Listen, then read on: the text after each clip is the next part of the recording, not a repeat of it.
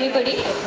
We are at the technical session 3 of theme 2, sub-theme novel and emerging post-harvest technology in food processing. Now, I request Dr. P.S. Rao sir, Professor IIT Kharagpur to honor the chair as the chairperson. I again request Dr. Sharan Gowda sir, Professor and Head Department of PFE CAE Raichur to honor the chair as a chairperson. I again request Sajata Madam, Scientist ICR CIE Coimbatore, Tamil Nadu to honor the chair as the reporter. Thank you.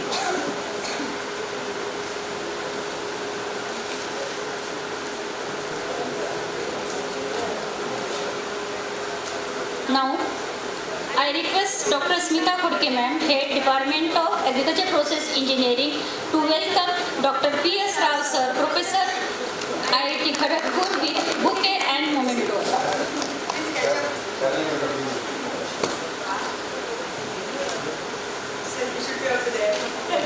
अरे एक जन चला photo लेने बोला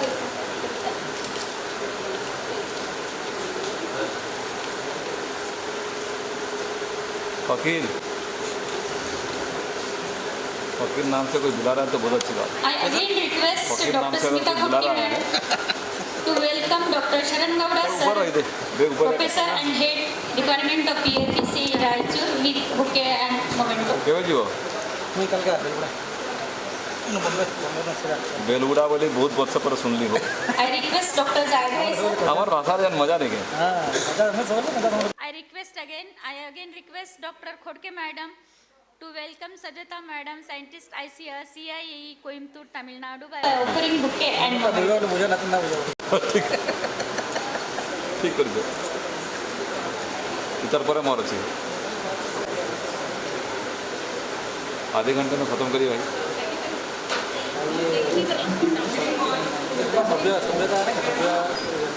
सभ्यता जी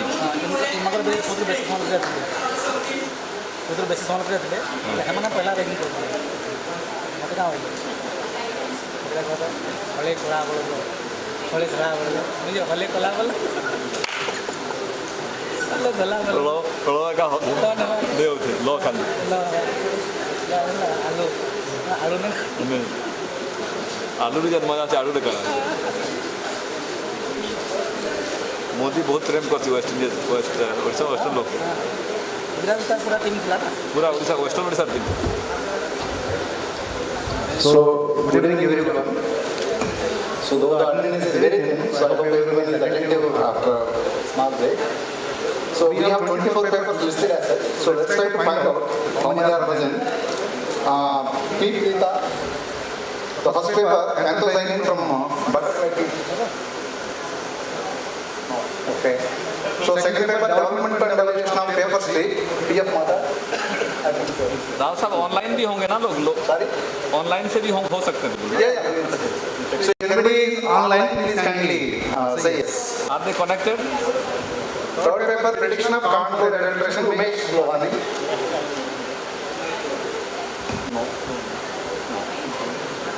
So, fourth paper, Nilesh and Gaikwad. Fifth paper, Namanath S. Indore. Everybody is online.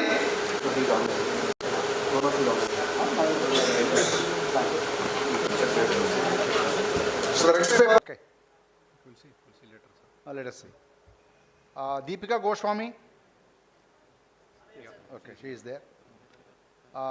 Kugde R. Giri. Okay. What is it? Again another same paper, I think same author. Kugde R. Chidarwar S. No. Sorry. Shilpa S. Selvan. Shilpa S. Selvan. Okay. Is online and I think she is there. Ingujum. Yes.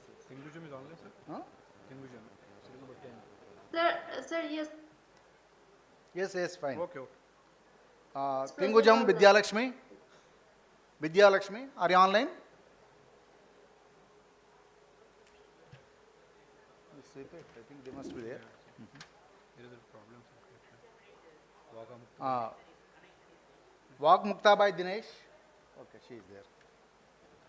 Dhritiman Saha. Are you online? Okay, okay. Alfia is here. The CPEC people generally they present online. So that's not, we will check. Alfia is Alfia is there, I think. Yes. Abhinav Dubey? Abhinav Dubey, okay. Chenmayi Parida? Chenmayi Parida? I think online, we will see. We will check. KC Katkar? Online. Ramap is here. Ramappa Katie? Is here. Fine. Sri Krishna Nishan is online. Huh? The host is. Shri Krishna Nishani? He's online, sir. Okay, okay. Yes, sir, I am there. Okay. Patil SD? Patil. Patil SD, Jayabaiji? You are there. Okay, great. Okay, Sagar Patil, okay. We have Rajkumar Perumal. Rajkumar Perumal, are you online? No, sir, no. No. Got it. Then Chakravarti SK? He is available. Okay. Fine, fine. Shagaf Kautab? Yeah. Online. Okay, fine. Dirtiman Saha online. I think that also you can take it out. Okay, fine. Yes, sir. Yeah, he is there. So how many are there total? Sir, Chinmoy Parida online. Okay, okay, fine. Chenmayi Parida online. The sixth also online, sir. Numbers? Samitach. Ravi Prakash, I am also there online. Sir, Shilpa also there no. Shilpa? Okay. Yes, sir. Yes, sir, number 11. Yes. Huh? Sir, Kshama also.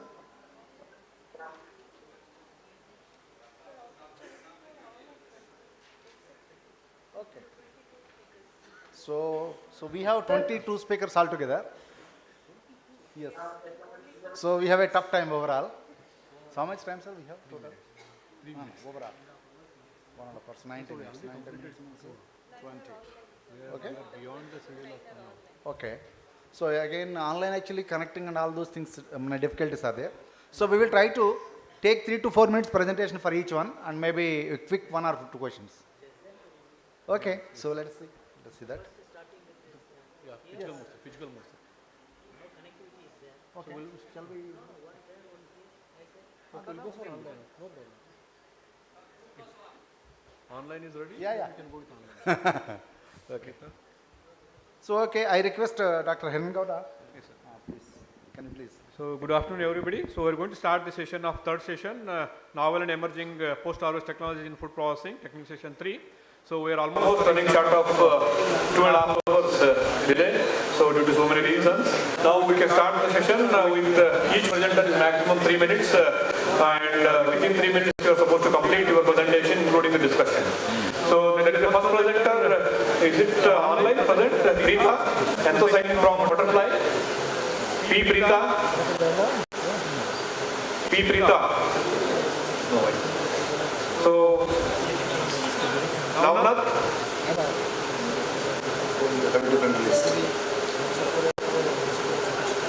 Preetha and Umesh is not here. Next one, Navnath is there, no? Online. Navnath is indoor.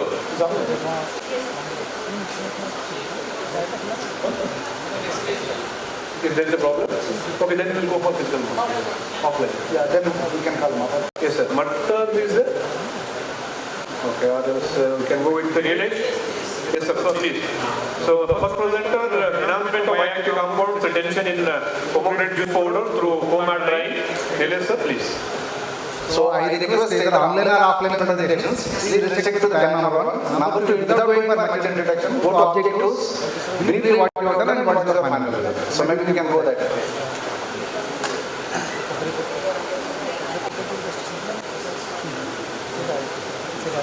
Helping you Nilesh. You just go for that. Please get into and still try to open. Okay. So there also we are Using half minute time.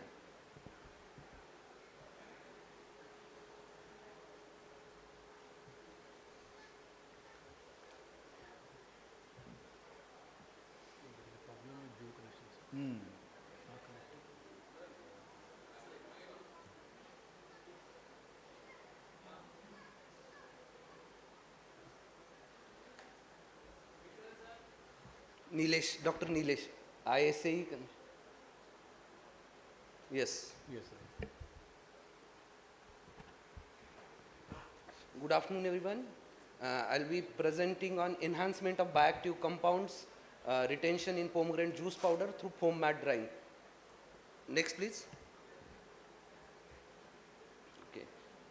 Pomegranate juice is highly refreshing and known for its nutrition, and however, it has limited storability due to susceptibility to microbial contamination. We know its nutritional, everybody is aware about its nutritional status and its importance.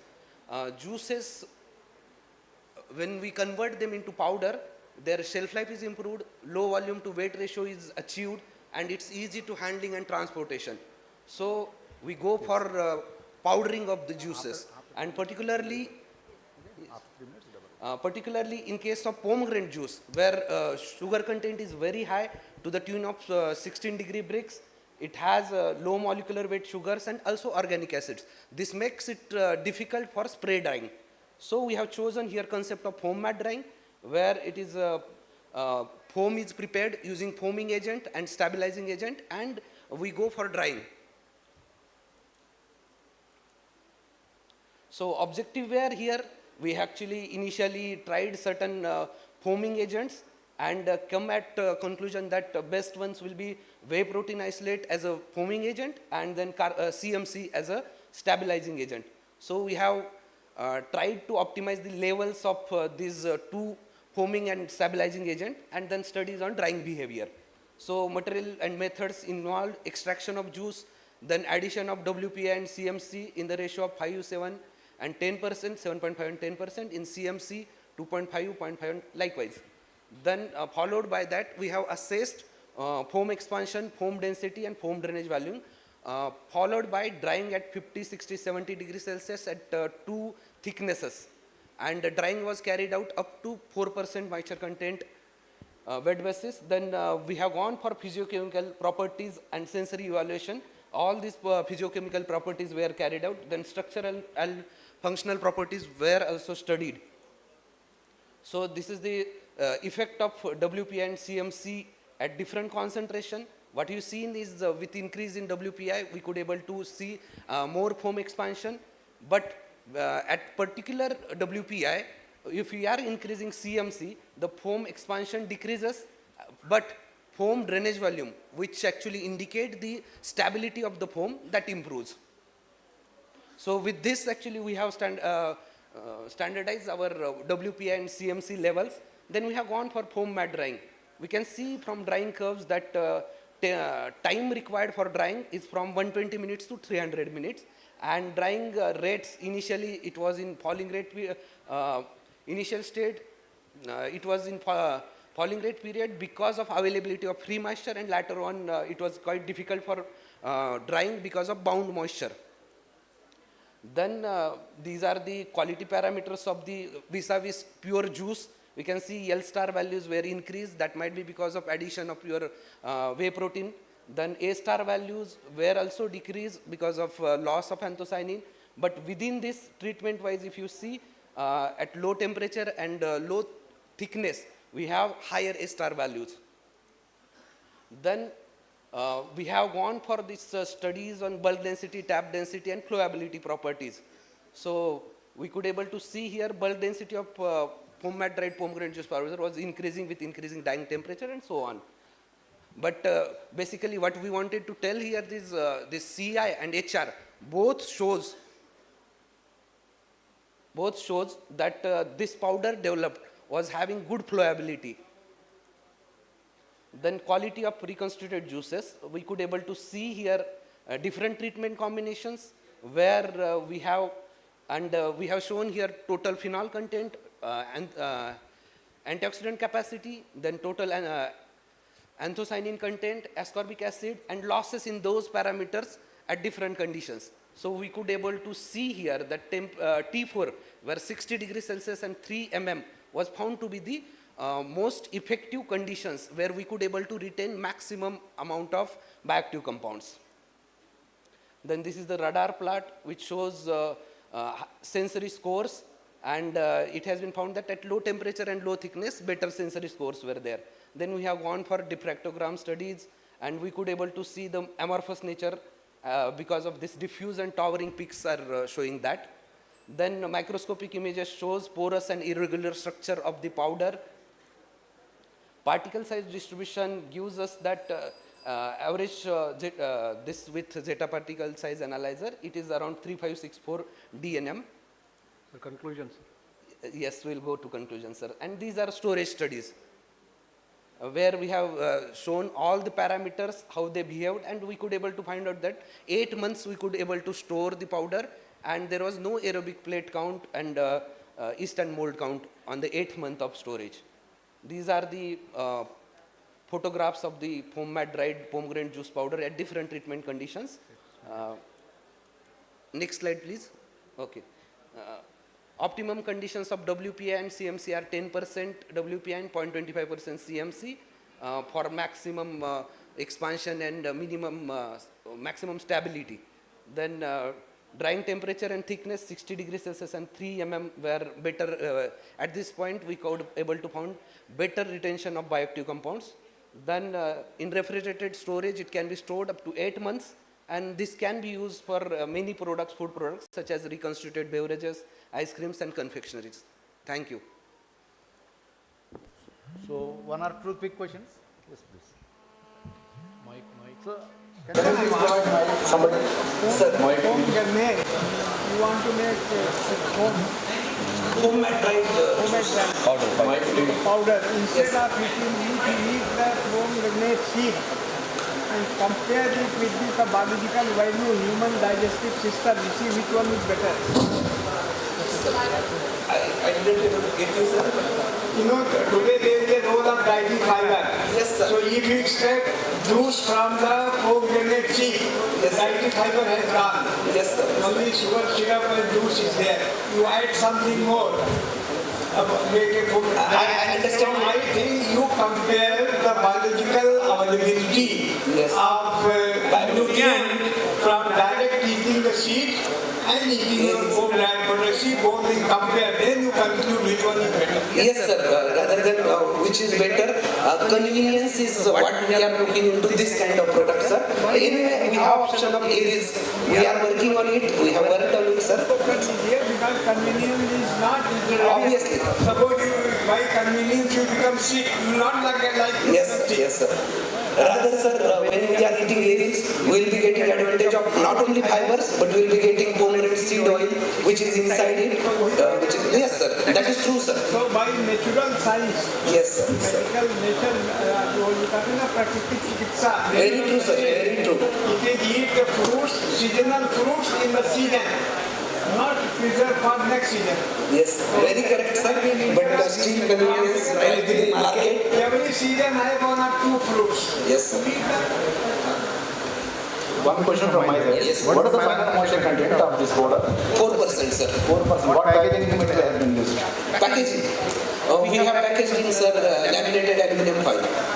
Technically, you are saying that refrigerated packaging 8 months. Yes, So, sir. powder should have actually longer shelf life when you are getting 4%. Sir, in both the conditions, actually, microbial, there is no issue of microbial stability, but color degrades, sir. Anthocyanin in pomegranate juice has certain, actually not stable to that level. That's the only issue. Okay, thank you. Yes, sir. Thank you. Thank you, sir. The next presentation select on method, development and evaluation of paper strip for detection of arsenic in leaf vegetables.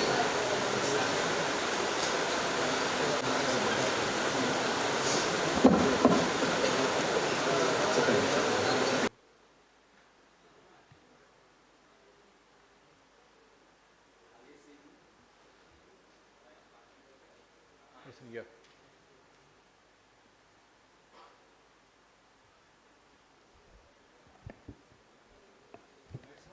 next one, Navanath, please be ready. Navnath is online, sir. Respected chairman, co-chairman, rapporteurs and my senior professors and delegates, I would like to present a topic on next. Development and evaluation of paper strip for detection of arsenic in leafy vegetables. So presently we know that the heavy metals are being loaded in the leafy vegetables because of this, it is being uptake by the vegetable plants, and also major arsenic, cadmium, chromium, lead are major concern for the public health. And these heavy metals, mainly they are loaded into because of this industrial waste, biomedical waste and mining activities. And then they will be eaten by the people and it will be entering into the food system. And these are the major maximum containment level of arsenic, chromium and lead, which are major concern, which have a very adverse health effect to the human beings, like heart, lung, liver, immune system, nervous system, reproductive systems, and so on and so forth. These are some of the toxicity effect of arsenic. It will have an effect on nervous, inflammation, muscle weakness, as well as so many other arsenics. Yes, sir. These are the presently arsenic testing devices, like very high-end instruments are required for testing the arsenic, like ICP, OES, as well as arsenic testing kits are available for the water, but no field testing kits are available for the leafy vegetables. These are the objectives: to screen the heavy metals and toxic compounds in the food matrices, and to standardize the protocol and develop a suitable strip for detection. And initially we screened the heavy metals in our local area, like arsenic, lead and cadmium, and this was the total 137 samples were tested. Out of that, 21 samples were below the above the MRL limit, like lead, arsenic and cadmium, zinc. So to standardize the protocol for development of this strip for detection of arsenic in food matrix, earlier we have tried with the calorimetric dipstick method. The principle is when we, when the arsenate is reacting with ammonium molybdate, it will produce a arsenic molybdate complex, which we have in presence of reducing agent like ascorbic acid. So this was the major principle. Like this, we have optimized the different concentrations of this ammonium molybdate, antimony, tartrate, sulfuric acid and ascorbic acid. And these were the actually development of blue color with a different concentration of standard arsenic. We have tried with 0.2 to up to 25 ppm. When we see concentration of arsenic at 1, it is a light sky blue, and it was tested with UV spectra also to confirm the results. And earlier we have started with a PET strip, which has got a little higher shelf life. Looking into that, we have tried and we have dipped this dip coated uniformly and dried around 45 degrees centigrade for 30 minutes, these PET strips. This was a methodology which was followed to develop this PET strips for detection of arsenic. And these the advantages of this PET strips are they are studies, so, they are longer in shelf life, easy to use, and as well as less cost. But the disadvantage is this one. And we have started with arsenic detection by paper strip method using a Wattmann filter paper. So these were the results, it could be able to give Wattmann #1 filter paper within 30 seconds. And further it was validated by extracting the arsenic from the leaves. This standard protocol was followed for extraction of arsenic from the leaves. There will be 2 arsenics, like arsenic 3 and arsenic 5, based on the reducing and oxidizing agents. And these were the pictures of extraction different with the different time of centrifuge. And these were the final leaf extraction with 0.3 to 20 ppm, which were given positive results of light blue color development. And these were the salient findings. So the testing with it took around 1 to 20 ppm. It will take around 30 seconds and 5 minutes. And for more than 20 to 300 ppm, it will be around 30 seconds. So this was the findings of that. And the shelf life of the 4 months, the arsenic, that strip can be kept at a room temperature. And the cost is it was worked out to be around rupees 1.5 per sample. Thank you. Thank you. 1 or 2 quick questions. Can somebody supplement my mic? Yes. Say, green leafy vegetables Yes, sir. are recommended by the doctor to be used leafy vegetables sold. Yes. Can you tell me about heavy metals? Yes. What is the source of heavy metals in green leafy vegetables? So majorly it is sewage water as well as industrial waste as well as the agricultural activities like pesticide residues which are left. Because of that only the plants are uptaking those heavy metals and we are consuming those these leafy vegetables. So Yes. that's what the solution is, not that. Solution is go organically fertilize organic for leafy vegetables. Don't worry about it. Unnecessarily you will become sick, your health will go, and after you will become from crorepati to lakpati. Exactly, sir. That's why. You grow organic green leafy vegetables, and if you eat 100 gram of organic green leafy vegetables, you may not get that nutrition from 150 gram of chemical fertilizers. So it is better to use organically grown green leafy vegetables, which is the best source of mineral and plants. Definitely, sir. That is well taken, sir. But people are not doing like that, sir. That is the problem. Actually, most of the leafy vegetables are grown in the sewage water. Thank you, sir. आप लोगों को वही बोलो खाने के लिए. Thank you. Sir, thank you, sir. Thank you, sir. Now we have a small change. The next presenter is development optimization, techno-economic and exercise evaluation of infrared convective dryer for turmeric slices, Althea.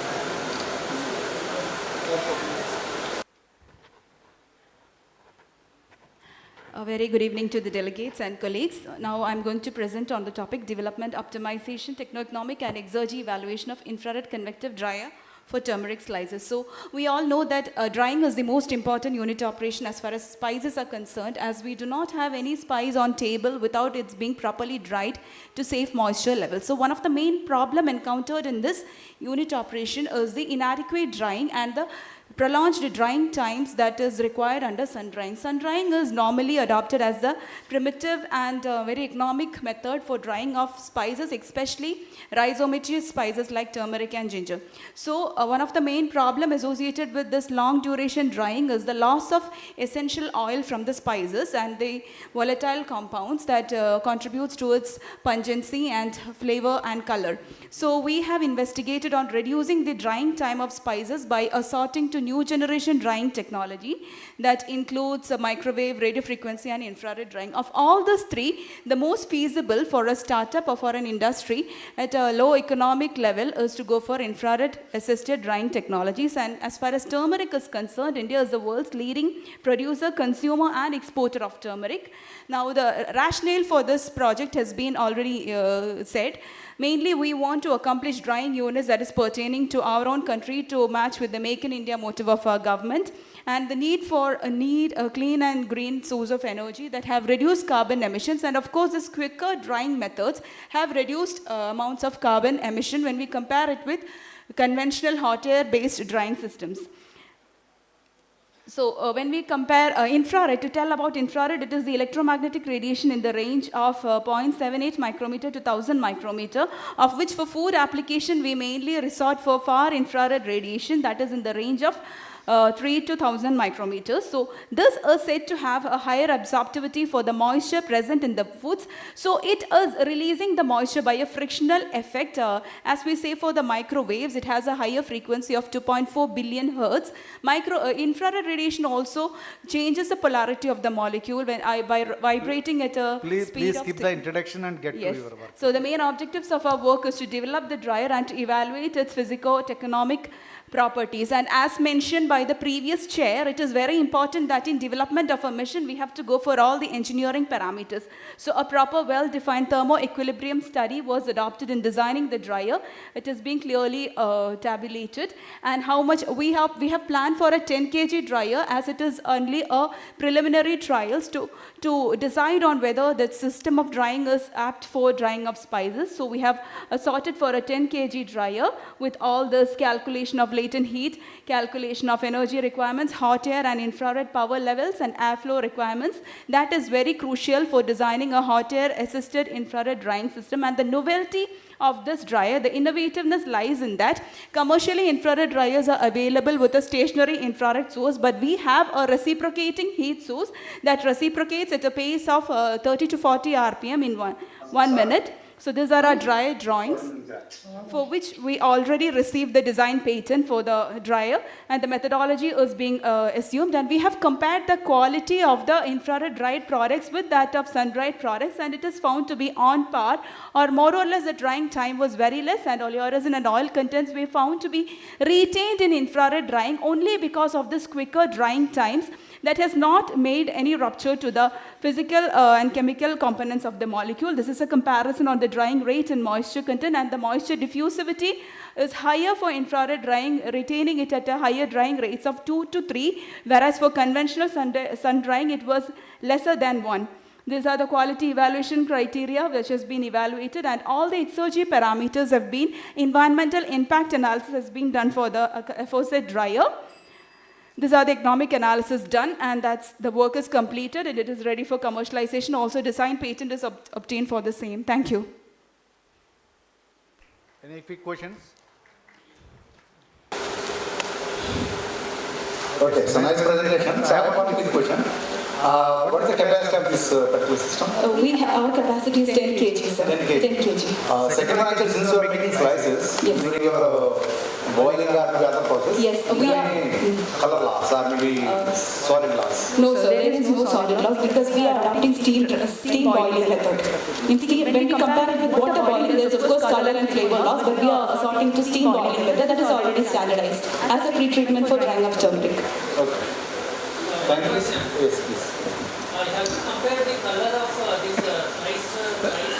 ये कहाँ के हैं? As a flakes, we are delivering this as turmeric flakes. But I asked the question to the market first. Yes. That the garlic is not that effective from resources and the demand traditionally dried. Traditionally dried is under sun drying. I have made a color comparison in this. Sun dried and infrared dried. Traditionally dried is more brown in color. When we compare with infrared dried. Now they have yellowish in color rather than this way dried. But they have dried under which technology, sir? They have compared sun dried with? Dried with these slices dried. Slices can be dried in two methods. One is hot air drying, another one is infrared drying. This investigation was on infrared drying. Okay. Yes. Okay, thank you, ma'am. Thank you. This is 1.5 centimeters. Thank you. Thank you, sir. So the next presentation is online. Ready? Now, yes, ignore application of advanced imaging techniques and understanding the behavior of food grains due to high moisture in storage. Navnath, are you ready? Navnath. Or is Praveen? Parveen. Parveen. Yes, sir. Yeah. I'm presenting behalf of Dr. S. Parveen, sir. Yeah, please. Okay, sir. So limit your presentation to 3 minutes. Okay, sir.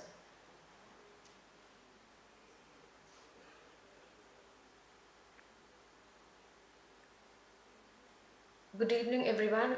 My name is Samitaj. I'm from TNUA Coimbatore, and my work is on optimization of radio frequency drying of Netherland plantain slices, and I have compared it with solar and tray drying methods.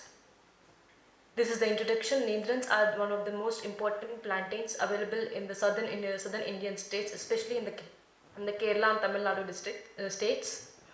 Materials and methods. I have done the pre-treatment of the Netherland plantains to prevent the oxidative browning, and the two methods are solar drying and the tray drying, which are the traditional methods, and the radio frequency drying method was the advanced methods, and my independent variables and dependent variables are for all the three drying techniques. Dependent variables are same, that is drying time, moisture content, and color L star value. For the radio frequency drying, the independent variables are electrode height, conveyor speed, and slice thickness of 2, 3, and 4 mm. Results and discussion. In the solar drying, the Netherland plantains took around 26 to 44 hours depending upon the thickness to dry. In the tray drying, it took around 9.5 to 6 hours to dry. But whereas when compared to the when coming to the radio frequency drying, it took only around 68 minutes to dry. Is a large difference between the. Hello, am I audible? Yes, yes. So yeah, when compared to the solar and the tray drying methods, radio frequency drying, it took very less drying time and the moisture content was around 6.78 and the color also was very high when compared to the traditional methods. These are the statistical analysis. I have got the p-values which is more significant at 1% level. So you can see here the samples dried in solar tray and radio frequency dried. The color was very better in the RF dried samples. So that's it. Thank you. Any questions? So you are on time, very nice. So any quick questions?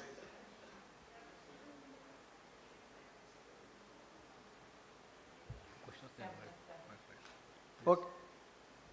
Thank you for the presentation. Is there another online? Deepika Goswami, Development Optimization of 3D Food Printing. Deepika? Yeah, she's on offline.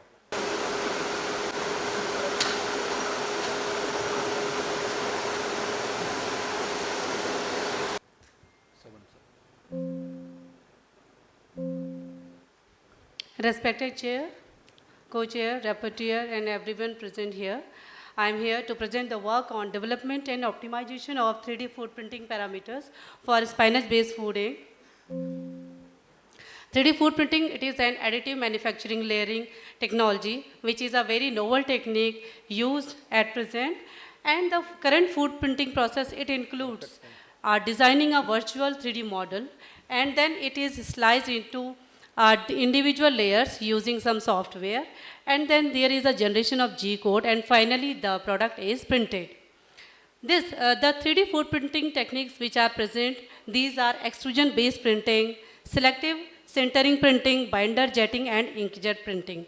Among these, the extrusion-based printing is the most commonly used technique.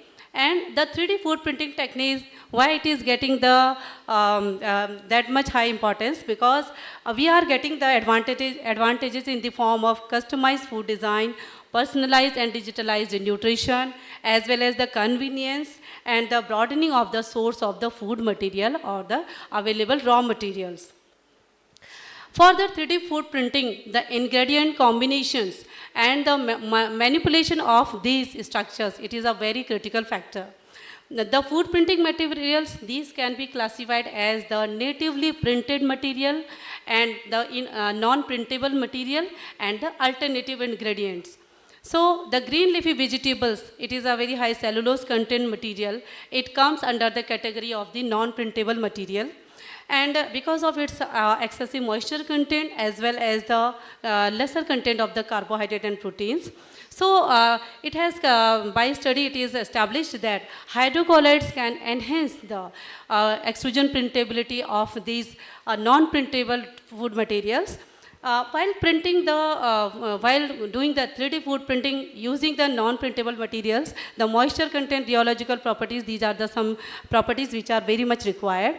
So here the present work was carried out with two objectives: to develop a printable spinach-based formulation which is suitable for 3D printed snack food, and to evaluate the 3D printing characteristics of the food material.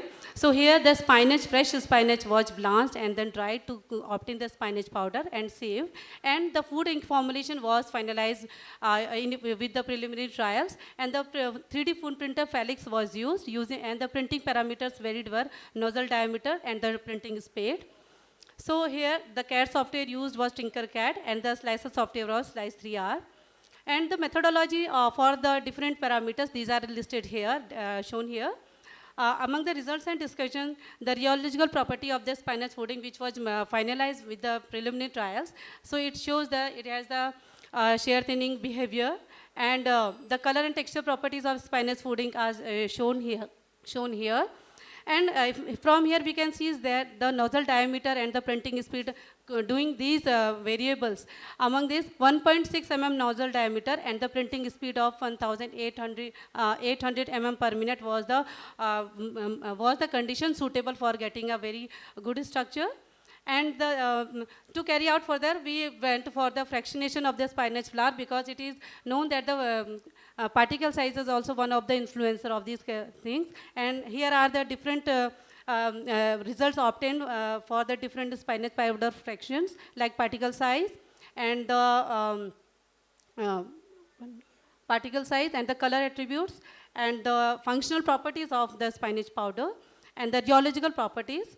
And so the conclusion is here, the printing of spinach powder along with other ingredients using 1.6 mm nozzle diameter and this speed, it will result into a suitable 3D printed snack food. And the functional properties are really affected by the particle size of the spinach powder. And the color values of spinach powder enhance upon fractionation.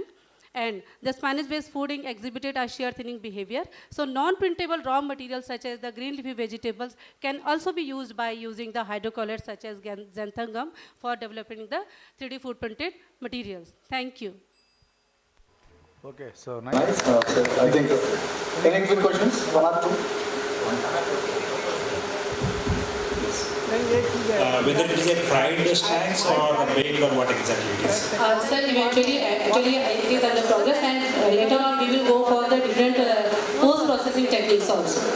But it is not a RTA ready, not ready to eat food. Sir, it can be consumed as a ready to eat, because already it is the spinach has been already treated in such a way that it can be consumed in its raw form. But because we are not habitual of eating such food, it is very common in the Western countries. Yeah. What is 3D printing? Sir is asking what is 3D printing? Sir, 3D, actually sir, 3D printing, we know about the 2D printing, where the length and width is there. But when we go for the height also, then it is the 3D printing. But if this technique we are using for preparing some food preparation and using the raw material in a paste form, sir, actually we can't use the dry material, in a paste form, then it is the 3D food printing. Basically, it is designed to have some convenience in the form, like we are having some personalized nutrition.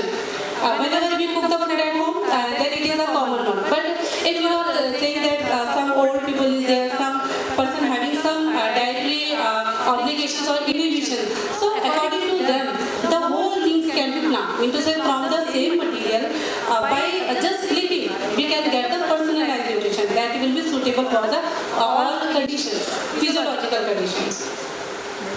I am not able to make a 3D printing. Suppose you have 4 ingredients, keep in different containers. The valve is opened by experience cooking through automatic device. Whatever proportion you want, they all get mixed together and extremely cooked. Sir, actually, 3D printing, that's I am not able to understand. 3D printing. Sir, this is actually the main challenge. Mean to say, we have to control the flow behavior. So that is why we can make a paste. I agree, but what they call it printing? 3D printing. Sir, actually, printing, sir, we can say that sometimes we use some fancy words also. Otherwise, it is an additive manufacture layering. But to get some, you can say, attention, this 3D food printing word is commonly used. Otherwise, if we go through the literature, then we generally see that additive layer manufacture. What I understood, so I suppose you want a nutritionally balanced diet. So this is the thing, sir. Actually, we go by the fancy names.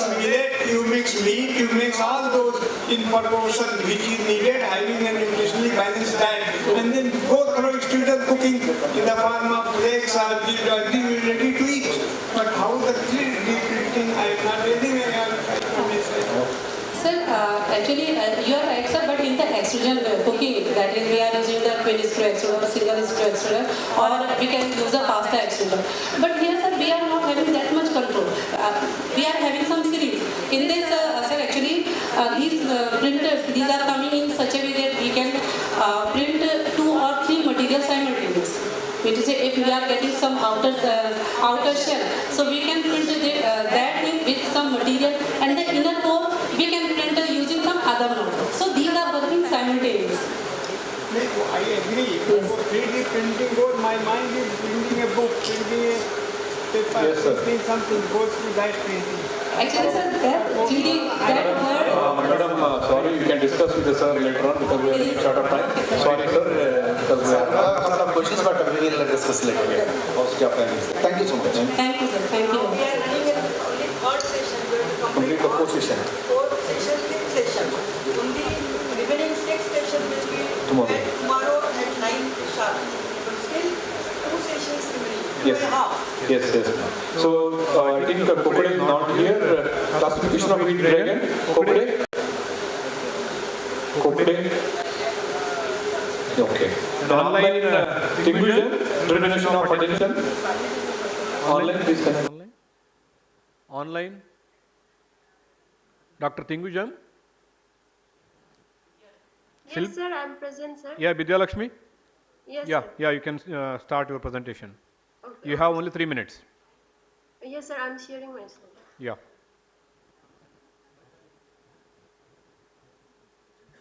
Ten cents. Please share your presentation. Sir, is it visible? No. Just a minute. Just a minute.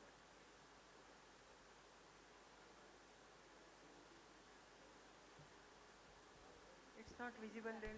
It's not It's visible. taking time, I think, maybe. Sir, it has shared from Yeah, my yeah, side, yeah, sir. yeah. You yeah. go ahead, Yeah, please. go ahead. You can start. Okay.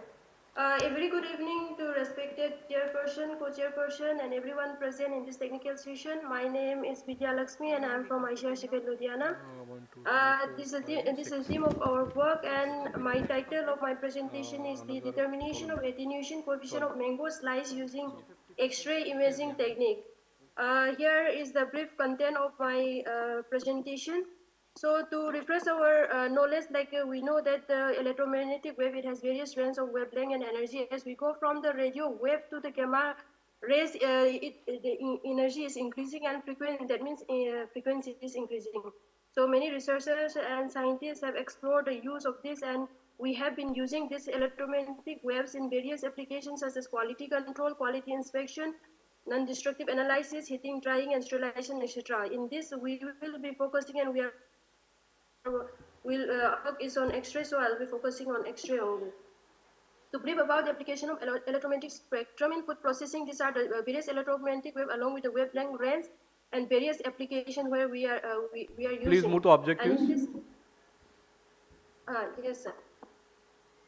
No introduction, So direct. yes, sir. This is about the X-ray that our institute is working on. This X-ray, that is internal quality evaluation and pest detection of the mango.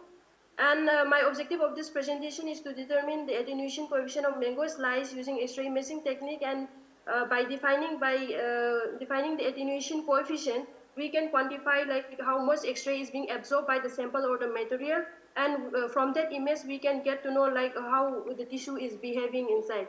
So this is the formula of the attenuation coefficient, that is I equal to I naught exponential of the minus mu t. I naught is the energy of the incident photon when there is no sample, that is the blank image, and I is the energy of the photon exiting through a body, that means when it passed through the sample, and mu is the linear attenuation coefficient, and t is the thickness of the material where X-ray pass. So this is the specification of the X-ray system where we have in our institute, and the operating range is from 30 to 80 kV with a kV step size of 1 kV, and current range is 0.5 milliampere to 3 milliampere. So by considering the range 30 to 80, we took 50 to 75 and 1 to 3 milliampere, and we find out the current and voltage combination using CCD design, and this is the combination 9 combination of experiment.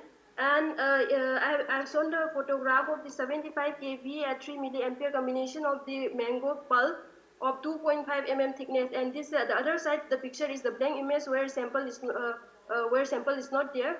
And the thickness we have taken from the 1 mm to 4.5 mm with 0.5 mm increment. So this is the flow chart, how attenuation coefficient we have calculated using image processing technique. First, we will load the images and for the sample as well as the Results, for please. the Results. okay, sir. Only result, only one slide, sir. I'll just go through the brief. After conversion, then region of interest we will select it, then we will calculate the intensity of both the with sample and without sample, and we will again put the thickness value. Then we will get the attenuation coefficient with respect to the thickness. So this is the MATLAB program that we use to calculate the attenuation coefficient. This is how we select the area region of interest. And in this attenuation coefficient for various thickness, what we observe is that it decreases. That means the absorption increases. And from this various, another thing is that we can also observe that with the higher voltage that the current, the attenuation coefficient decreases. So this is the result, main result of our work. And from this, what we can conclude is that from if we know the I, know then I, as I explained, we can get the attenuation coefficient. If we get to know the thickness and decrease, we also observe the attenuation coefficient is decreasing when we increase the thickness for all the combination. And once we get the thickness of the mango slices, we can get the attenuation coefficient and thickness. Then we can estimate by developing a model. We can estimate the bulk content of the mango. This is all about my work, and I would like to acknowledge the iShare NEPA for funding this project. Thank you. This was from my side. Good questions. Any questions? Okay. Okay, thank you, Vidya Lakshmi. Now the next presenter is Shilpa. Online? Yes, sir. Yeah, you can share your slides. You have only 3 minutes.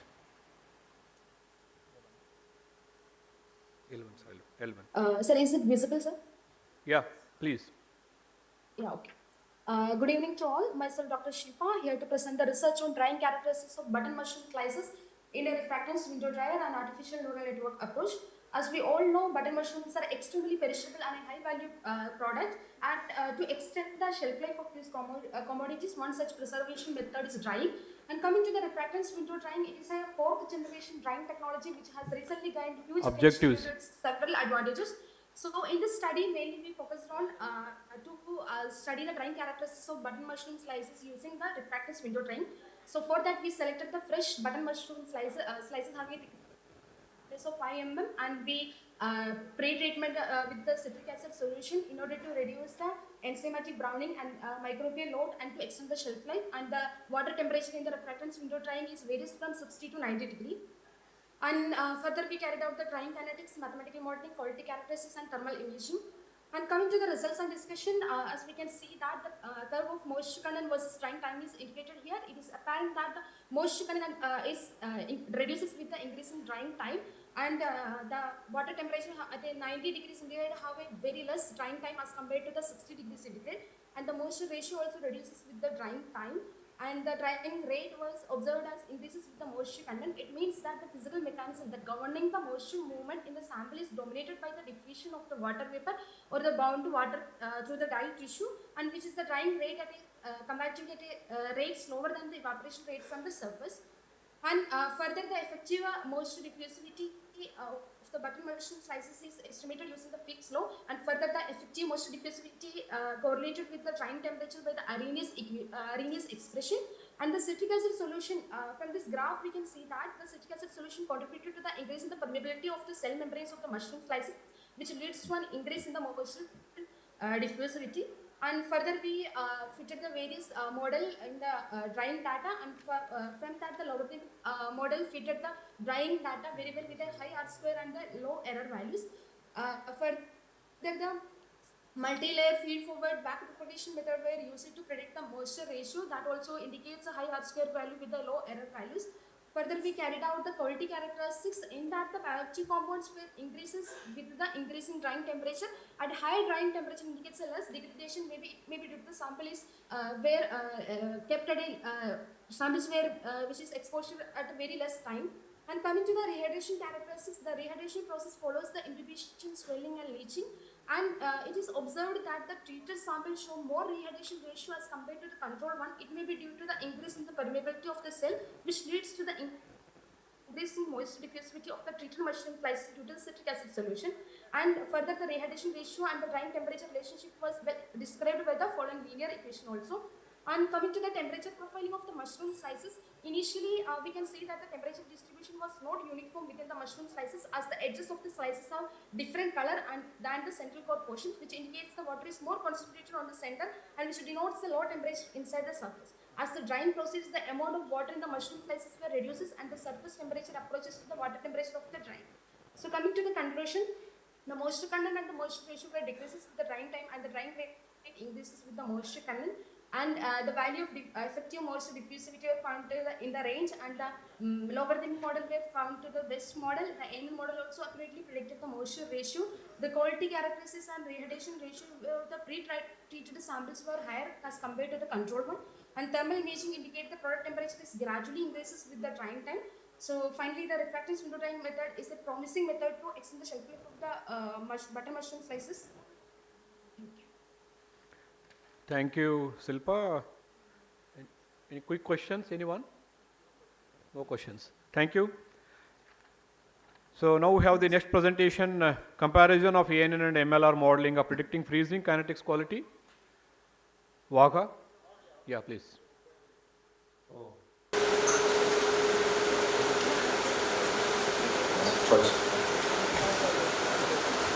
So, quick.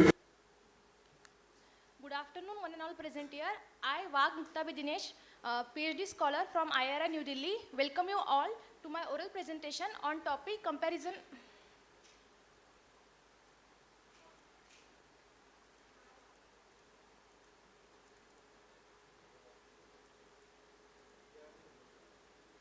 First slide. Comparison of ANN and MLR modeling for predicting freezing kinetics and quality attributes of button mushroom influenced by magnetic field assisted freezing process parameters.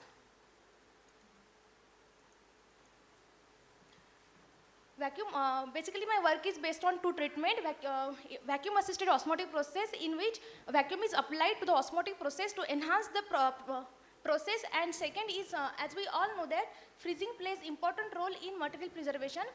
But conventional method of freezing has a low freezing rate and due to which large ice crystal forms.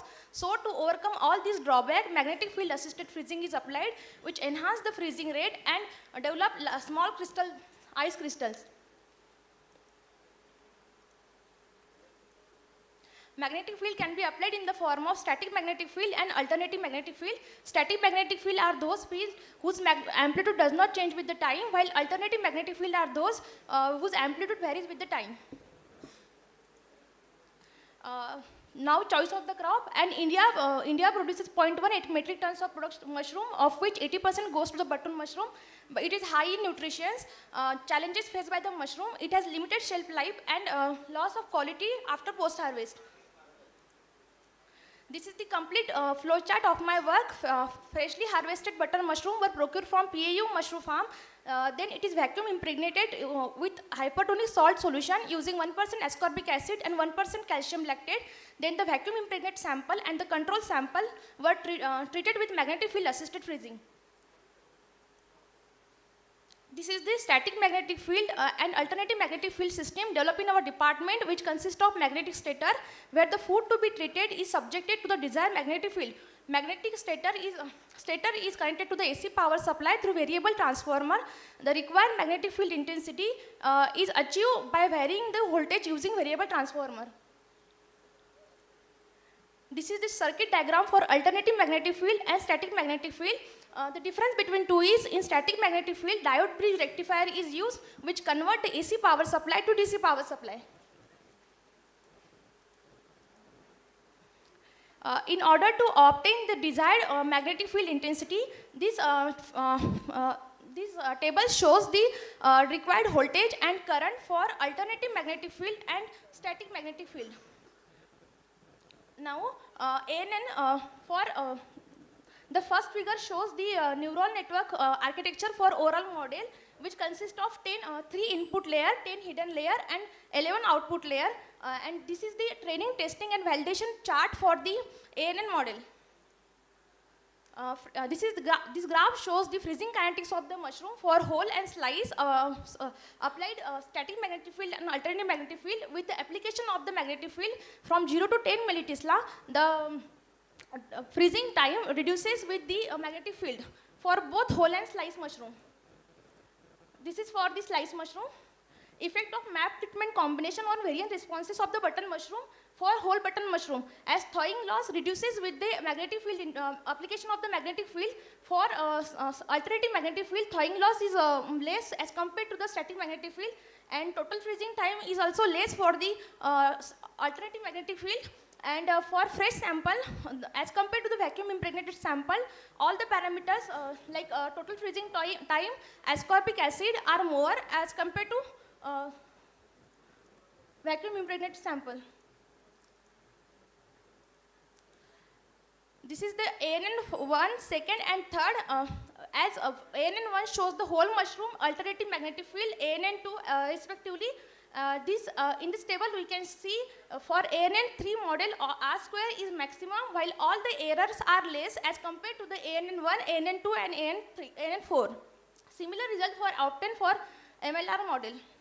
Now conclusion, the ANN3 model appear to be more worthy for giving better MLR than the MLR3 model with higher regression coefficient and less error values.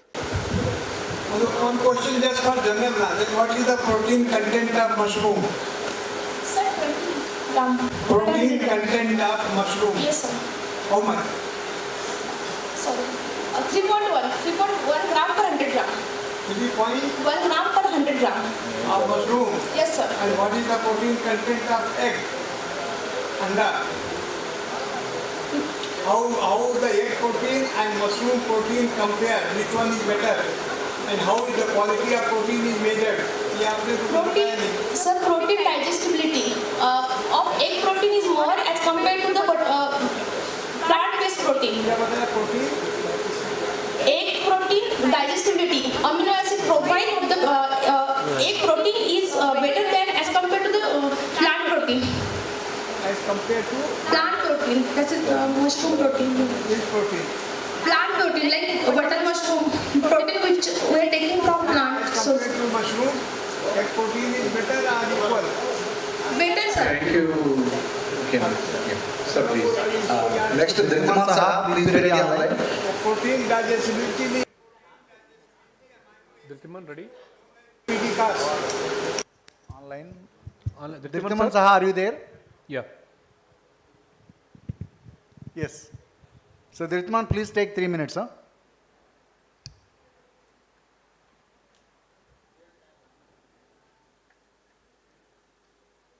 Slides are visible, please go ahead.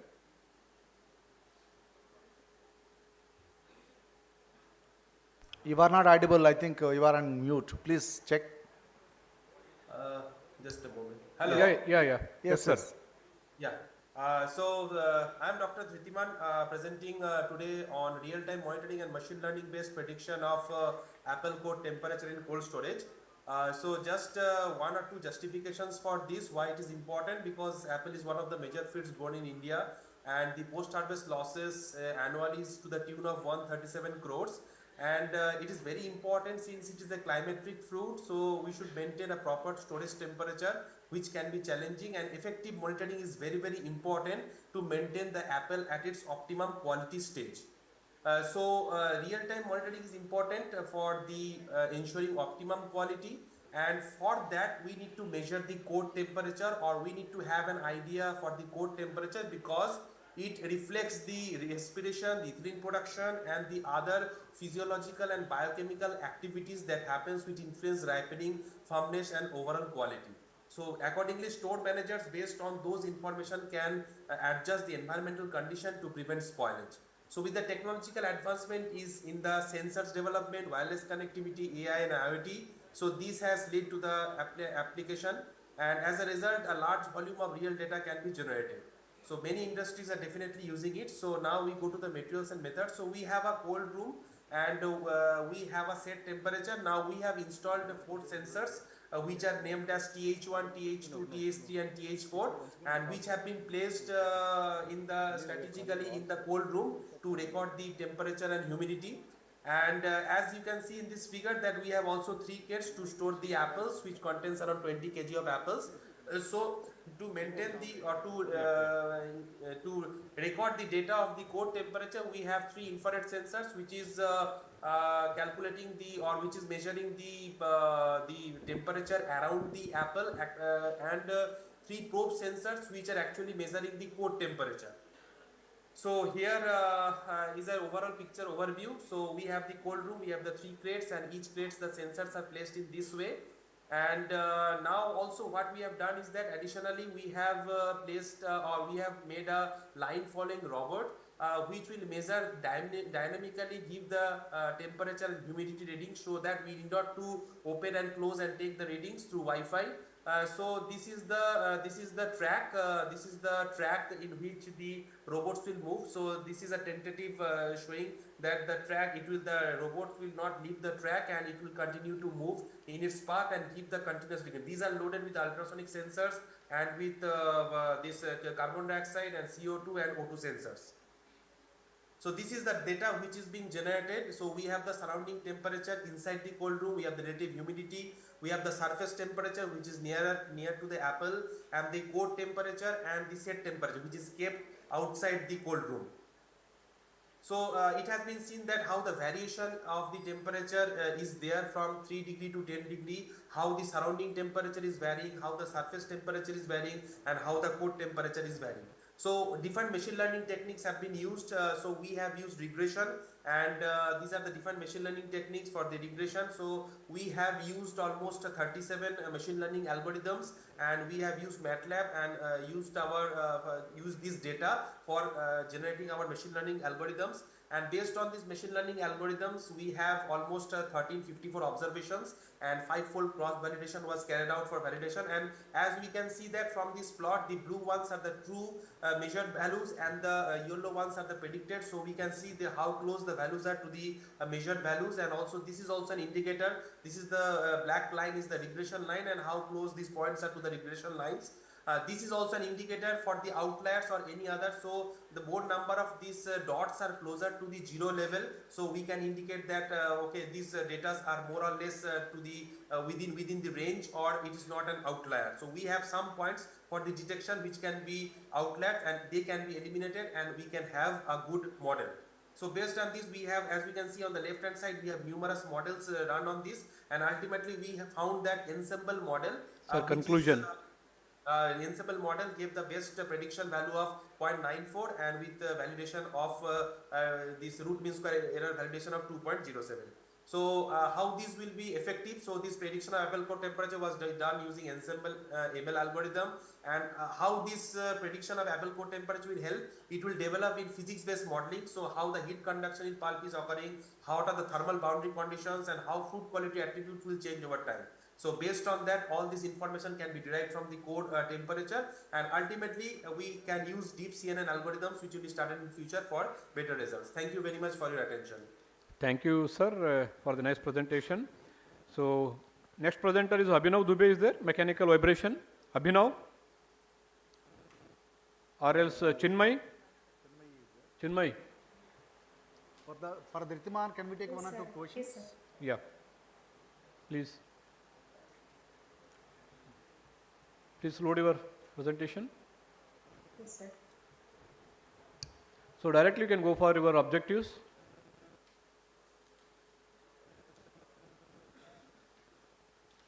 Is it visible now? Yeah. Good afternoon, sir. Sir, myself Chinmay Parida from Division of Agricultural Engineering, IIR New Delhi. I welcome you all to my presentation on comparison of response surface methodology and backpropagation neural network in predicting the drying behavior of slices, apple slices. First of all, as you know, we already many discussions have already done regarding the potential health benefits of the fruits and vegetables, and even this is the recommendation of WHO. So the widely accepted conventional method for preservation is drying, and in case of drying, it is both required to go for the selection of a dryer and to go for the selection of the drying parameters. So in order to go for the drying parameters, more focus I will be giving on this. So for better optimization, we need to go for better modeling of the drying process. And these are the objectives. First, to study the drying kinetics of the dehydrated apple slices in an air impingement dryer. Second one, mostly this in this seminar, I have focused basically on the physical parameters, and there is a comparative study between the artificial neural network and the response access methodology. This is the overall work of mine. And first one, that is the infrared assisted hybrid dryer, it's a lab developed dryer, and there is a provision of changing the infrared intensity, so that infrared intensity, and there is also changing the provision of changing the radiation distance, that is from the sample radiating surface to the sample. And next one is the changing the air velocity. The name itself defines it is an hybrid dryer. So this hybrid dryer is the combination of infrared and convective zone. And then this the upper slices are dried. These are dried at a thickness of 4 mm up to the equilibrium moisture content, and the drying behavior were studied. All the drying kinetics, effective moisture diffusivity, and specific energy consumptions were taken into consideration. The physical properties, these are the color, texture, and dehydration ratio were studied. Next, it was the total drying phenomenon was modeled using two types of models. One is the response access methodology, another is the artificial neural network. Then there is a comparative study in order to find out the best suited model for drying process. And in this case, two parameters were taken into consideration, that is the coefficient of determination and root mean square error. This is the first objective. At first, medium sized apples were taken and with a size thickness of 4 mm. It was hot air blanched at 90 degrees Celsius for a period of 1 minute. Then it was dipped in the cold water in order to avoid over processing. Then the samples were placed over the over the tray with atom density of 6 kg per meter square, and the dryer was connected to a load cell. So it was the real-time data, the real-time weight reduction was found out through this system. Then the sample was dried to equilibrium moisture content. This is the final dried apple slices. In drying kinetics, the moisture ratio and drying rate, these were calculated as per this formula. Okay, results please. Sir, in Bachmann evaluation, both the effective moisture diffusivity and specific energy were calculated. And apart from this, the physical characteristics, the color, hardness, and dehydration ratios are calculated as per the formulas displayed in the screen. Then for comparative models, for design of experiment, CCRD model was chosen. The total number of runs were 20, and basically we found the quadratic models were best suited, and the fitness of the model was determined based upon the coefficient of determination, and the model rooms were significant. Quick. Less than 0.05, and lack of it was analyzed. And this is the artificial neural network. It consists of one multi-layer perception, having the feed-forward back profile algorithm with 3 ones, one output layer with 5 responses, and 11 number of hidden layers. The number of hidden layers were based Come to conclusions, Chinmay. This is the drying kinetics, and these are the responses over the independent parameters over the quality parameters. And this is the model that shows the architecture of the neural network. And this is the regression plot. It is showing that the global correlation is 0.99, and these are the weight and bias that are involved in the ANN modeling. And this is the comparison between the different dependent parameters of RSA models and ANN models. This is for specific energy consumption and hardness, dehydration ratio, and change in color. This is the comparative table, and it is from the table it is found that the R-square value for the backpropagation ANN model is higher as compared to RSM, while the root mean square error is less. So these are the salient findings, and it is found that both the models are predicted well, but ANN predicts better as it is there is less difference, less deviation of actual outputs and the predicted output, and the fact that is due to the fact that RSM cannot predict the nonlinear quadratic equation, whereas ANN can. So So, and this modeling may be used for forecasting the future trends. And Thank you. again, after modeling this, we can go for the optimization process. So that's all from my side. Okay, thank you. Any questions for Chinmay? No, sir. Okay, thank you so much. We will go to the next one. Thank you. Next, Katkar is online. Yes, sir. Yeah, please start. You have only 2 minutes. Yes, sir. Okay, sir.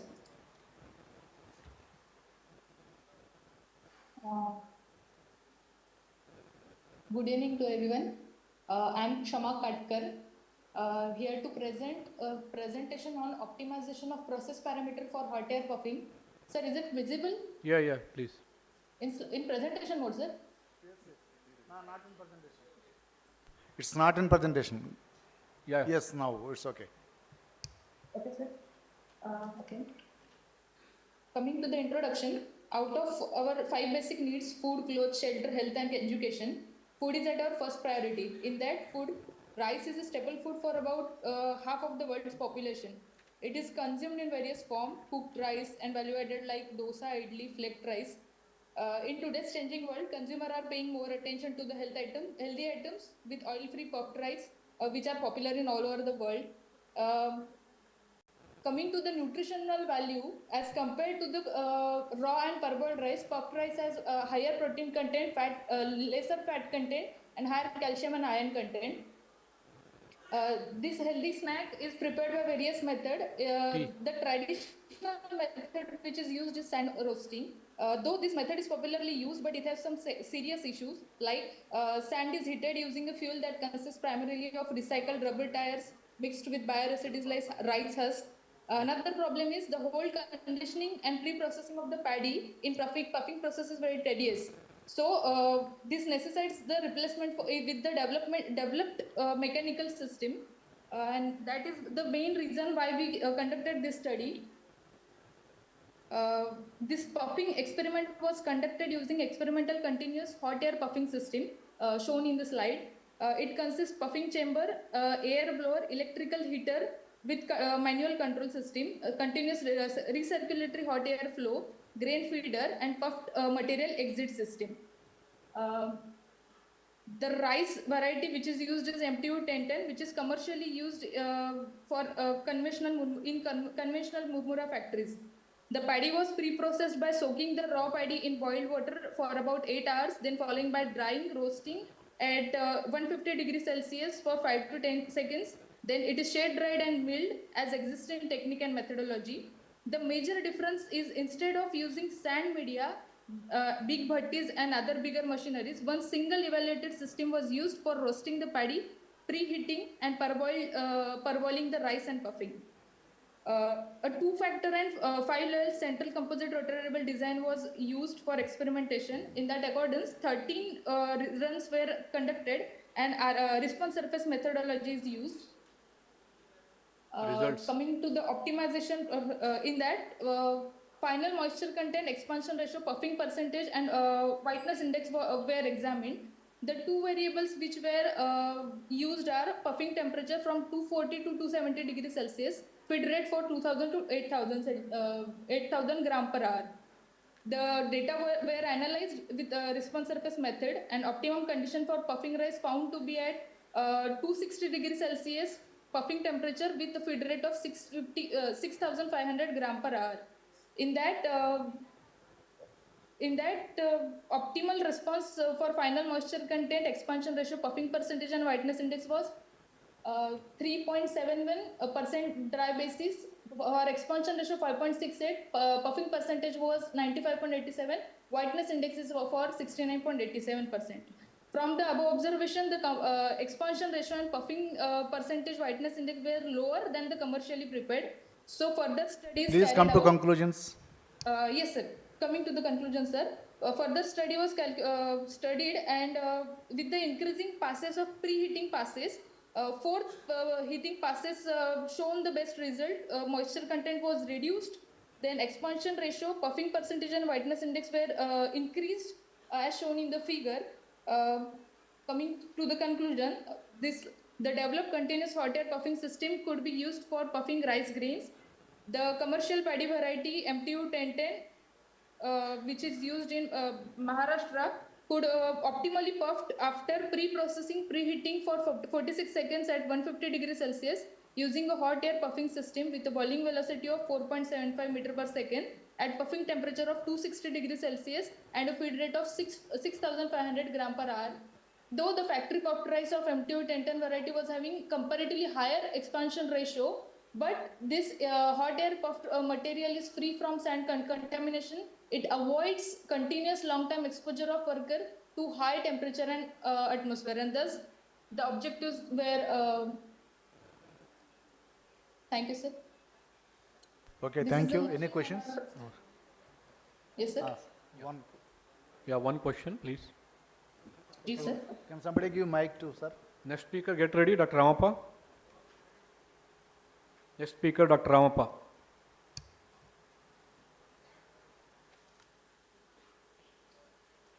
Hello. Madam, I would like to know the puffing of parboiled rice and puffing of raw rice of the same variety of paddy. Which one is better and why?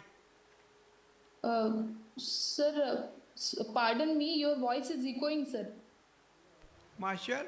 Sir is asking, raw rice puffing is better or parboiled rice is better for puffing? Of same variety. Of same variety. Sir, in the process itself, I have explained that raw paddy has to be pre-processed. Pre-processed means? So, directly, indirectly, it is parboiled, sir. Why Because it is soaked in boiled water for 8 hours, sir. No, I agree. Why parboiled rice puffing is better than raw rice? Why research means that you study the details. Okay. Otherwise, it is done from last 50, 100 years. Are you getting sir's voice? No, sir.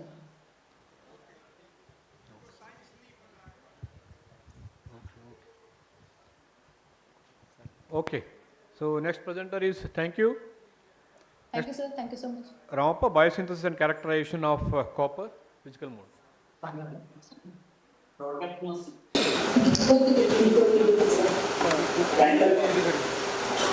Yeah, it is here.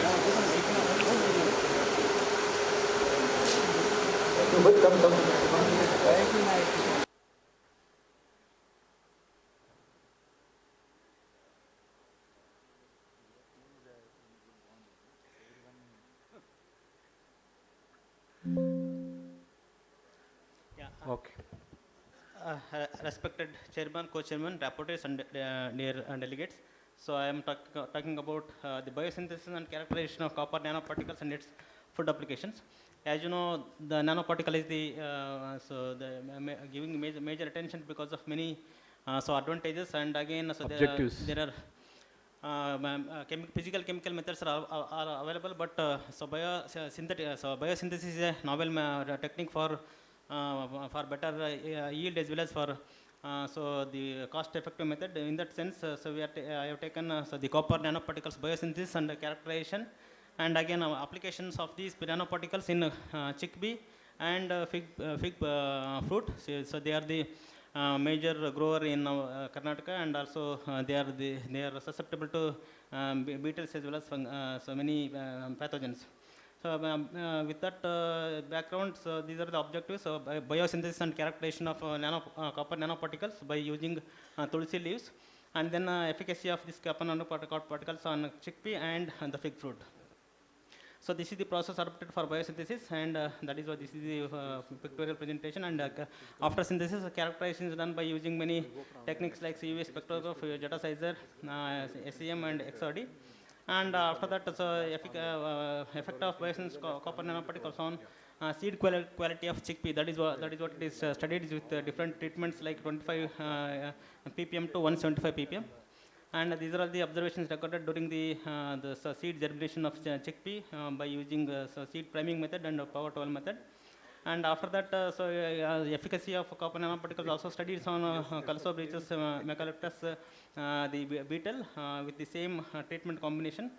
And the methodology adopted was adult mortality, seed damage, and seed weight loss. So this is the methodology adopted. And after that, it was again efficacy was studied by using on the microbes with both bacteria and fungus by using. So these are the treatment combination. by using disk diffusion method and Poisson technique method.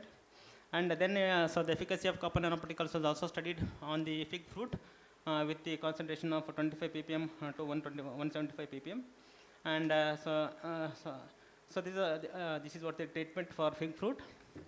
And so these are the observations recorded for quality parameters on fig. A result shows that so the copper nanoparticles was very well synthesized by using green technology. And so the characterization shows that 37 nanometer was the size obtained at 560 absorbent band.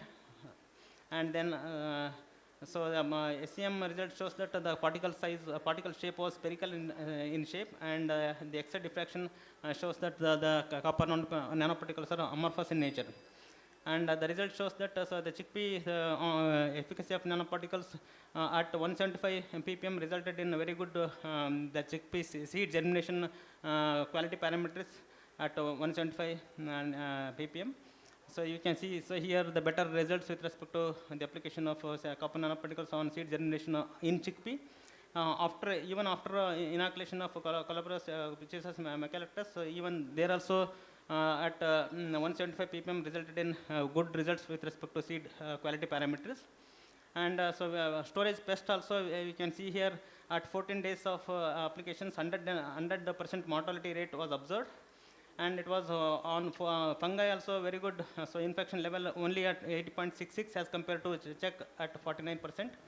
And with respect to antibacterial, so the 13.16 zone of inhibition was observed, and for fungi it is observed was 8.33 zone of inhibition.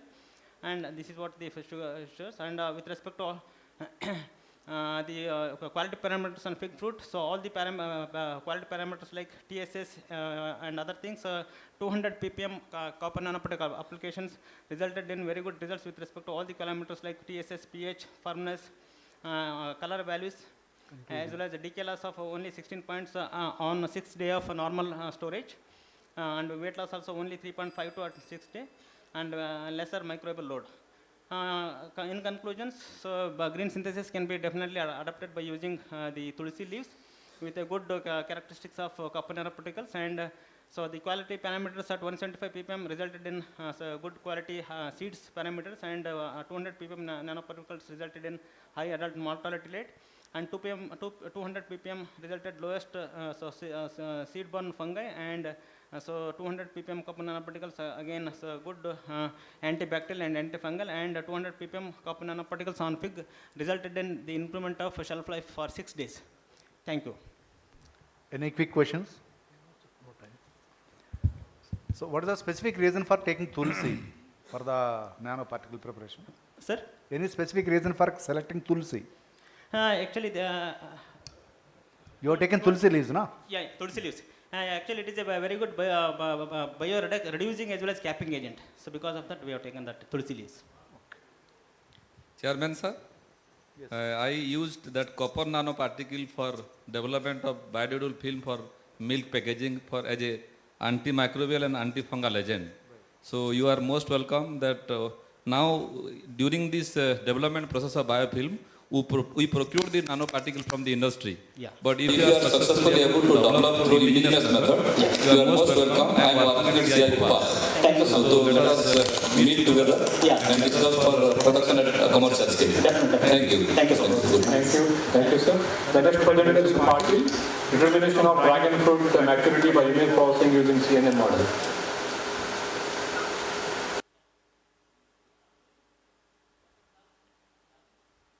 Patil, you have 3 minutes. Good evening, sir. My topic is of determination of dragon fruit maturity by using image processing using CNN model. The dragon fruit is a non-climatic fruit, therefore it is important to harvest it properly, and currently the harvesting is done by the labor, and it is necessary to consider the fruit maturity because it is a major factor for determining the quality of fruit also, and for the market also. The need of the study is the manual labor is very time consuming and a painstaking and inefficient method. So using CNN model, it can be less time consuming and very efficient. The objectives of study was to collect a data set of for maturity stages of the dragon fruit. The second objective is to develop a computer vision program, the CNN model, for the image processing of the dragon fruit. The third is to analyze the proper maturity stage based on the output of image processing model. In maternal method, first we collected the data set from the field of the farmers. Then we pre-processed the model, and then we got the data augmentation. After data augmentation, the CNN model was developed. In the CNN model, several techniques was performed, like format conservation, activity, convolution pooling layers, activation, pooling patterns, and fully connected layers, like that. CNN is developed. After that, the model is trained and validated, and after validation of model, the model is evaluated and the accuracy score is calculated. After developing this model and validating this model is deployed on the field of the farmer to check its accuracy on the field of the farmer. In this data set, in this study, we use the data set which is collected from the farm which is situated near the VNMKV Parbhani. We captured around 6,000 images, and after augmentation, these 6,000 images were converted into 30,000 images, which gives the high input data for the CNN development and better accuracy for the model. Then in image pre-processing, the image segmentation, image resizing, augmentation and labeling is done. In the architecture of CNN, the convolution layers, pooling layers, and fully connected layers, this type of 42 layers are done, and this convolution layer is developed solely on like ResNet software. ResNet CNN is there. It is custom CNNs developed by our department. In results, the model training, we got a validation accuracy of 97.8% for this model, and this is the training parameters. Here we can see the accuracy of the model, which is 97.8%, and the losses during the training. After this, we can see for the mature and over mature set, we can get the 99.94% of the accuracy for after deploying this model. We can get after deploying this model, we can see the this is the fruit picture is given to the model, and here we can see the mature 99.75% it is showing after the deployment of model. This is sample 2 of unmature fruits and over mature fruit. Beside this, we also calculated the color indices of the dragon fruit, from which we get the hue and saturation and value and color indices of the dragon fruit also. In conclusion, this CNN achieved 97.8% accuracy for the dragon fruit maturity detection.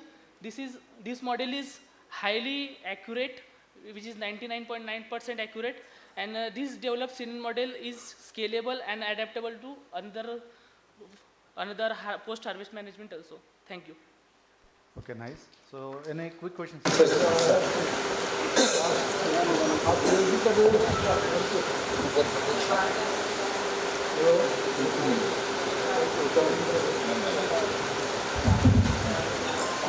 PhD और master course? Master sir.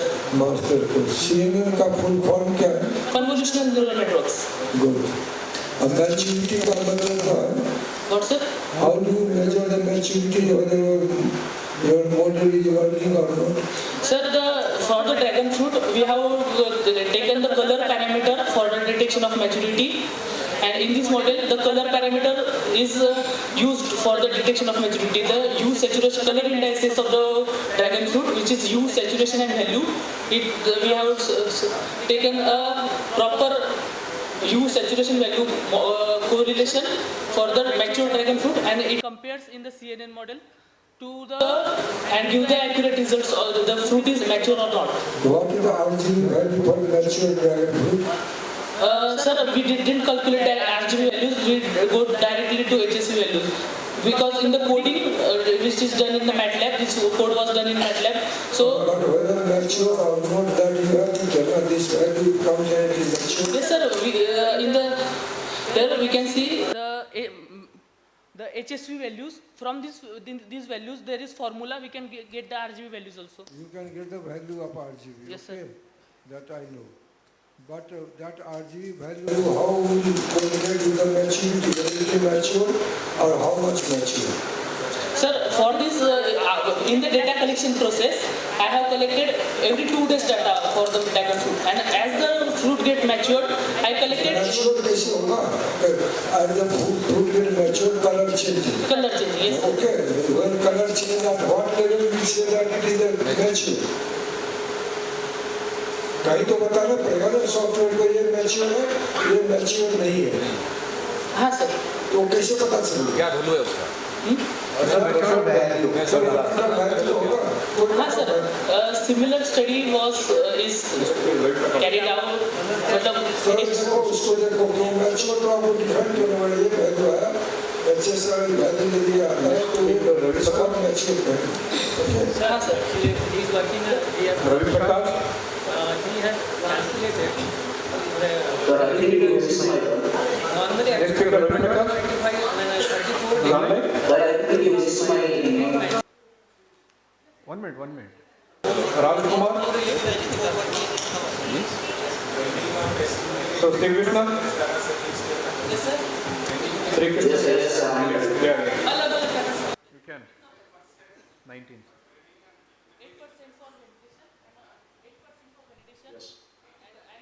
Respected chair and all the participants, very good evening to all.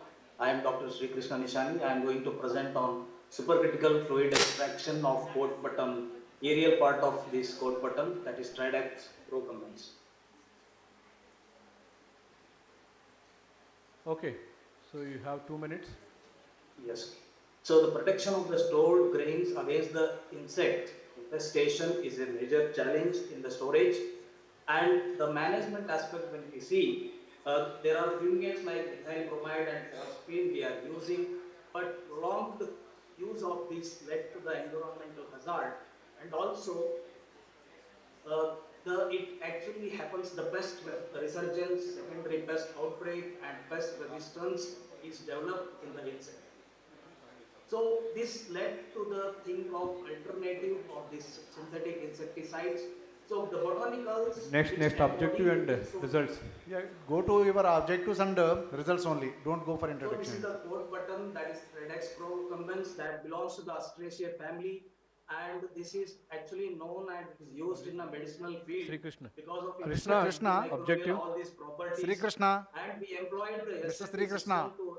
Sir. Mr. Sri Krishna, please go to objectives and results only. No introduction, please. This is objective only, sir. This is. Okay. So we employed the supercritical fluid extraction for extracting the bioactive compounds from this. Initially, we have taken these procumbens, the plant, and we dried it to reduce the moisture content. Then to increase the mass transfer, we just pulverized it and we employed it. Then we put it in the vessel for the extraction. And the operating parameters were temperature, pressure, and extraction time. And we employed the box-maker design for optimization of this process, and we obtained that the extraction yield was in range of 6.42 to 18%, and the total phenolic compound, the content was in the range of 40 to 67%. And from this quadratic model, it was obtained to elucidate the effect of extraction parameters, and it was found that this quadratic model was 94% efficient in explaining the variability in the responses. And these are the response surface plots which help us to visualize the effect of the various parameters on the yield. And this is the second response. This is a quadratic model that explains us about the effect of the extraction parameters on the total phenolic content. And this also found that 96% efficient in explaining the variability of the total phenolic content, effect of these parameters on TPC. And these are the surface plots obtained, and this explain the variability in the TPC when we employ these parameters.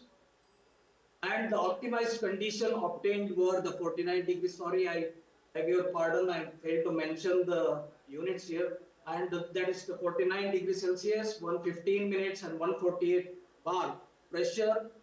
This was the optimized condition that we obtained, and these are the predicted and experimental values that we analyzed. And Conclusion. the GCMS analysis. Please conclude. of the iodized Sri Krishna, proton please conclude. Yes.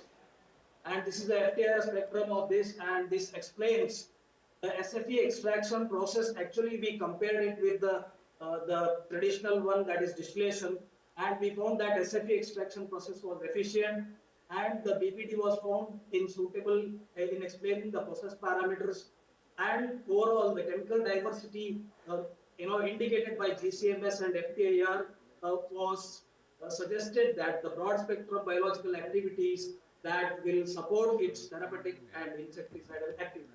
So thank you very much. Thank you, Krishna. So now Ravi Prakash. Ravi Prakash, thank you. Rajkumar Perumal. Yeah, yes, sir, I am there. Should I? Ravi Prakash, okay. Can I start? Yeah. Please, Krishna, please, yeah.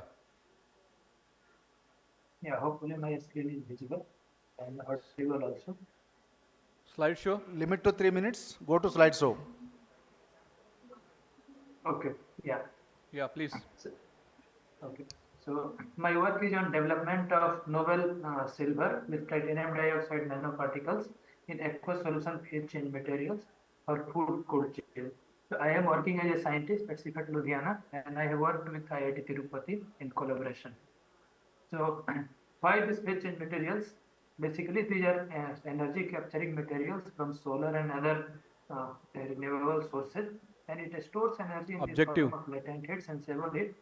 And the objective of this work, I am trying to say, we have tried to make it to reduce the supercooling degree. These are the disadvantage of traditional energy storage media. We have also tried to enhance the energy storability and improve the cooling performance. And these are the results. Here we can see that from 78 minutes we are able to reduce up to 42 minutes. That means by 42% we are able to reduce the charging time, thereby energy saving also. And energy exchange rate we are enhancing. That means the nanoparticle contribute to thermal conductivity enhancement. So this is the material method how we have prepared.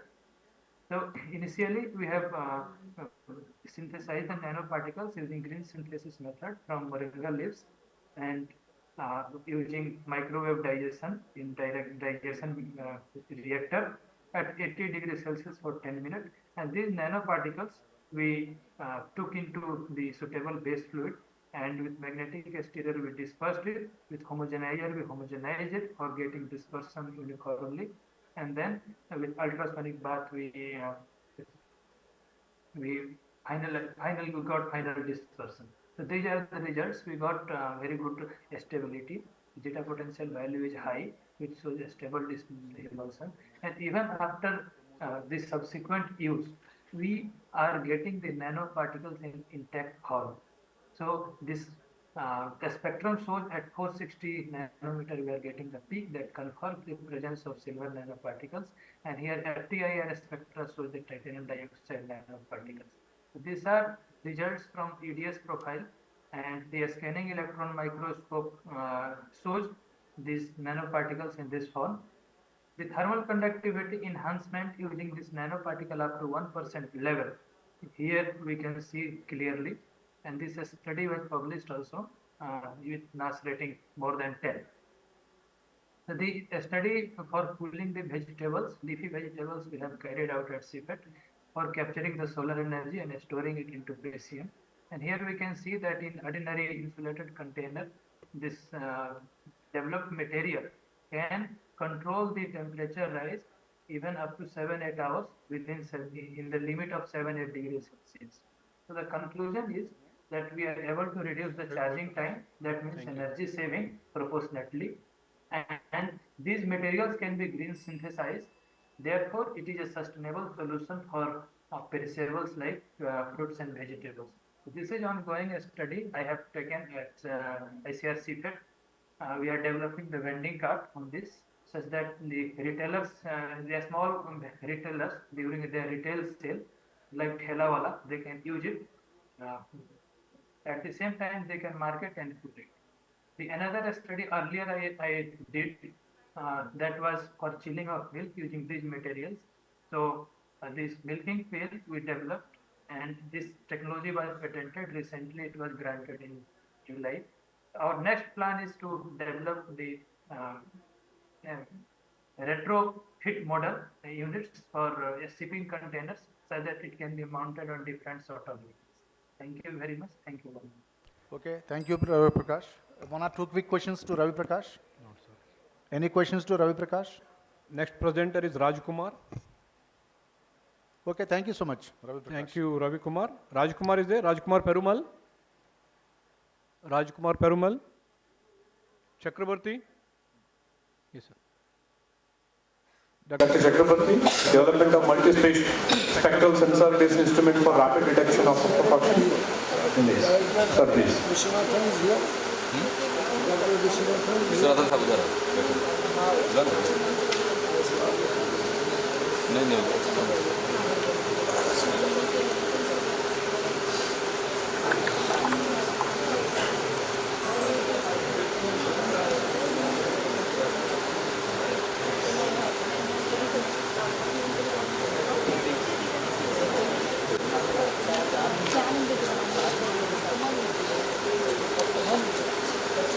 और कितना Is there any online presenter? Sarappa?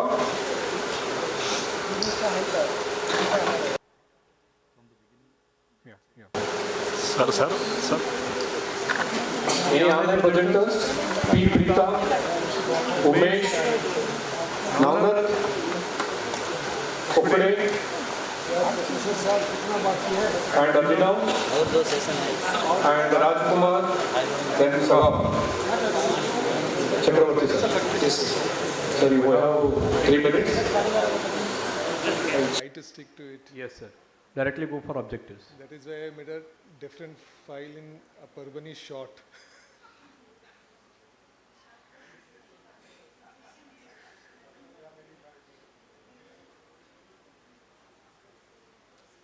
Okay. But loading is taking 1 minute more. Okay, thank you very much ISA for permitting me to present my paper over here, my work over here. This is our development of multispectral sensor based instrument for rapid detection of aflatoxin in B1 in maize. This was actually a DST funded project. I am Subir Kumar Chakravarti, Principal Scientist in CIE Bhopal. A brief slide. What is aflatoxin? Aflatoxin is a secondary metabolite which is produced by fungus Aspergillus flavus and Aspergillus niger growing in field crops. It is spices and maize especially.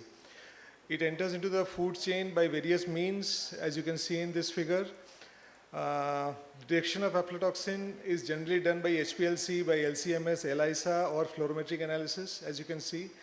There is no means by which we can do it rapidly. In this project, what we aimed was to make an instrument with which we can do it rapidly. So the objective was first to develop protocol for detection and visualization of aflatoxin, and second was to develop a hardware so that the rapid detection can be carried out. All right. So again, the technical program can be divided into 2 parts depending upon what the objectives are. Now, one is that is to identify the wavelength at which the aflatoxin will be identified, and the second is to develop the hardware. So for the first, what we did was, because we had to make a hardware, so we need to calibrate it. So we made stock solutions, and with the help of the stock solutions, we calibrated the hardware. And because it is maize has a typical structure. It has germ on one side, and the other side is the germ is not visible. So we try to figure out that which side will be better for our instrument. So we found out that if the germ is kept on the upper side, then the instrument will work better. Then we carried out the hyperspectral imaging to find out the wavelength or the wave band at which the model performance will be best. And based on this, we went ahead and made a hardware. We chose a multispectral sensor which was for the waveband for which the aflatoxin could be detected. And finally, we developed an instrument which would look something like this, though it has been improved now. And this was the gadgetry behind the equipment. That is, it has a Arduino board, it has a display board, and it has a multispectral sensor. Then it has LEDs which in it. And finally, we carried out the test with the help of 300 grains at a time, which could classify the grain into low, medium, and high aflatoxin. Aflatoxin is expressed in parts per billion. So it is, the low was 0 to 30 ppb, and the medium was 30 to 100 ppb, and high was more than 100 ppb. We achieved an accuracy of about 81.3% in detection of the aflatoxin. This is actually the passport data of the tool that we had developed. Now I will finish in 3 minutes. And this is a small video which will help you know how the thing works.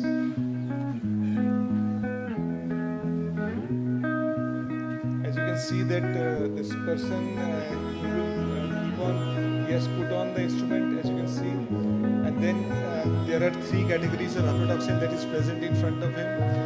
One is low, that is less than 30 ppb, one is medium, which is 30 to 100 ppb, and one is more than 100 ppb. Now you must be thinking that why 30 ppb? Why not 5 or why not 4, why not 3, why not 2, why not 20? 30 because as per our Indian food standards, 30 ppb is considered as safe. So less than 30 ppb was the standard that we adopted for, we went for. And so we have followed as we will continue doing this, doing like this with medium as well.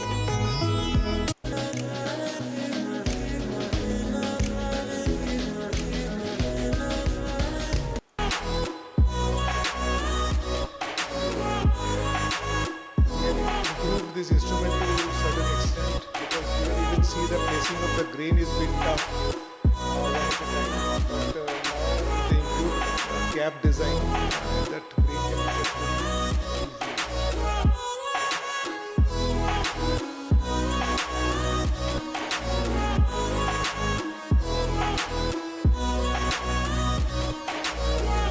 Sir, actually, the issue is that the grain will fall off. Now we have improved the design, sir. I'll send you the improved one. In the last slide, in the thank you slide, I have shown the improved. But this is for high. He has put the high one, so it is showing high. And already these things have been. So this is the improved one, and now you can see the cap is a 2-stage cap, and the placing the grain is much more easier now. Because actually, sir, what happened was we did not have a 3D printer with us. Now we have one. So with the help of that, we have made a new one. This harvest of maize is being tested as has been suggested by you. We are testing it with the grains that has been harvested and kept in the field. And let's see how it works. Thank you. Kaustubh, he is there online. Thank you. Kaustubh, are you there online? Okay. Sorry. Thank you. Okay, thank you very much. Thank you. I'm done. Why it will not work for other grain? So it will work Anybody for else other grain. remaining online for presentation? So it will of course work with other grains also. We have to. Anybody else who are supposed to present and not yet presented? We have to find the waveband. Identify the waveband. Once the waveband has been found, we can use it for other grains as well. Actually, sir, we have already started trying it. The fact is, we have already started trying it. Yeah, we need. Because in this case, sir, what happened was we calibrated it from 20 ppb to 500 ppb. Okay. So if with known amount of toxins, And actually sir, बहुत कम समय था. We have grown fungus under natural condition also. We use this instrument to find out what it is predicting. Then we checked it with HPLC to see whether what this instrument is predicting and what HPLC is saying is same or not. Thank you, sir. Thank you, sir. So anybody in the online in the last, you can check. So the last check, Preeta and Umesh. Okay. Now not? Okay, thank you. So just before conclusion, just I would like to give the statistics. We had 16 presentations altogether, 8 online and 8 offline. Variety of novel technologies have been presented here. One with the nano particle based phase change material, 2 on extraction and supercritical gold extraction, 4 presentations on novel drying methods, 2 on modeling using some neural network kind of, 1 on 3D printing, 1 on hot air pumping, which is of course different from the drying, that's why I took it separately. We have 3 presentations on novel quality analysis techniques, which includes X-ray imaging, hyperspectral, etc. 1 on biosynthesis of nanoparticle, 1 on application of arsenic detection kit. So these are distribution of different presentations. So I request one clarification from the chairman, sir. Whether all the online presenters have registered or not? That part is sir. Do you have the list of that? List of course we were online registered participants. It's mentioned online, but registration part we are not. Whoever has registered online only, they should be allowed to present. Otherwise, without spending any money, they will get the certificate of lot of things. And others are that should be verified. Should not be. Another thing that all presenters should first speak their life membership or annual membership or a student membership. If no membership, then they can present. But let me know. Let us know that whether member or not. So we have taken 110 minutes for 16 presentations. On average, 5 minutes. Because awards should only be given to those who are the member of any form of the society. Okay, sir. Okay. We will confirm that part.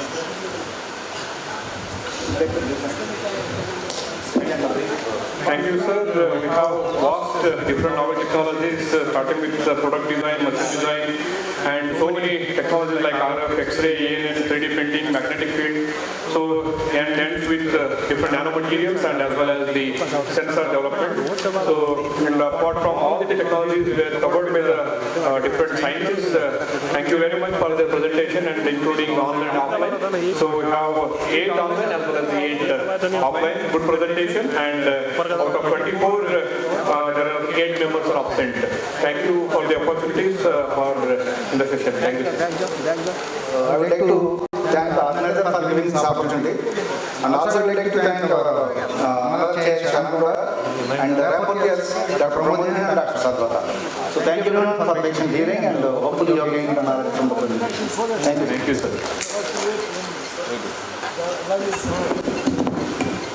Card नहीं कहाँ है? आपके पास card है? सब card लेते हैं, सब के card. Now we are at the end of the third session, oral, online and offline session. I am very much thankful to Dr. Rao sir and Sharan Gowda sir for sparing this their valuable time for this. I am also thankful to the Smeta madam for sparing the time as a reporter. Thank you. And thank you all the participants and the dignitaries present in the house. Thank you.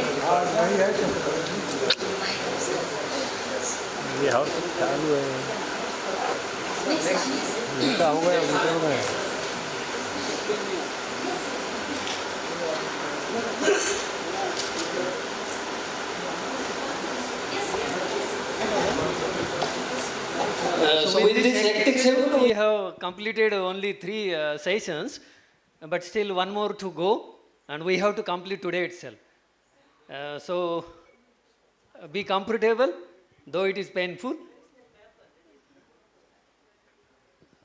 We will start the next session immediately.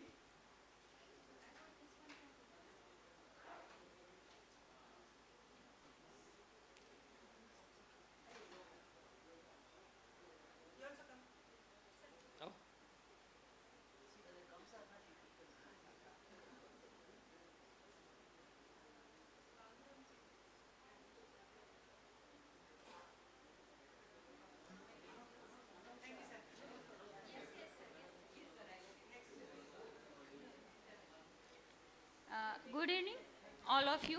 Now we are at the fourth sub-theme of the second theme, that is food process engineering and technology, and the sub-theme name is the dairy, meat, poultry, fish and fiber processing. Now I request Dr. Sadanand Patel sir, former Dean CAE Raipur, to honor the chair as a chairperson for this technical session. I also request Divekar sir, head with Department of Agriculture Process Engineering, PDKV Akola, to honor the chair as a chairperson. I also request Dr. Bhagyashree Patil from Department of Agriculture Process Engineering, CET, Dr. PDKV Akola, to honor the chair as the reporter. I also request Dr. A.B. Gawande Madam, Assistant Professor from Department of Agriculture Process Engineering, CET, VNMTB Parvani, to honor the chair as the reporter. No, after this. After this, one more session. That will be there. Yes, before food. बहुत देर है sir.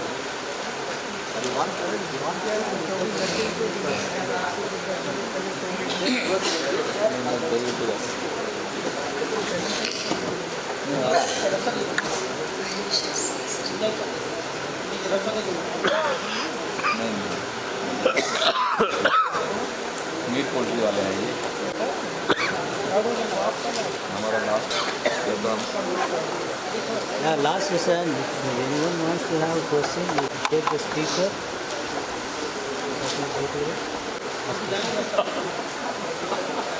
Now I request Dr. Smita Kodkeman, Head, Department of Agriculture Process Engineering, CET, VNMTB Parvani, to welcome Dr. Sadanand Patel sir, former Dean CAE Raipur, with bouquet and memento.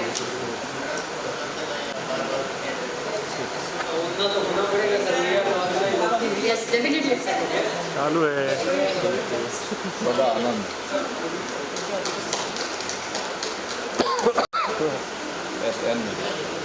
I also request Kodke Madam to welcome Dr. Santosh Divekar sir, Head, Department of Agriculture Process Engineering, Dr. PDKV Akola, by offering bouquet and memento. Now I request Dr. R.V. Zaibhai sir, Associate Professor, Department of Agriculture Process Engineering, CETPD, VNMTB Parvani, to welcome Dr. Bhagyashree Patil Madam from Dr. PDKV Akola.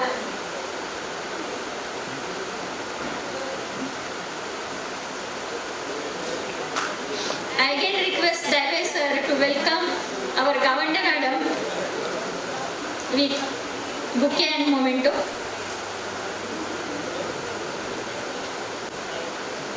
Thank you sir, thank you Patel sir. Now I request sir to proceed with this session.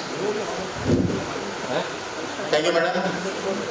Now at the outset, good evening to all, and I hope that everybody is comfortable. And in this session, 11 papers are listed. I do not know how many of them are online and offline, but let me check whether how many of them are present here. One is evaluation of continuous feed banana fiber extraction equipment. Ravindra Nayak. Ravindra Nayak is here. Then non-destructive quality evaluation of Indian oil Sadam. Murali S. Yeah, you are here. Rapid food testing methods. Subhanga Kumari. No. Evaluation and quantification of processing losses in the Indian dairy industries. Yes, 3. Development of air purifying curtain for effective indoor air filtration. No. Then development and evaluation of pre-grouped chrome laser rollers for Indian inner. Yes. Then thermomechanical synthesis of non-cellulose from cotton printers. From Silpa?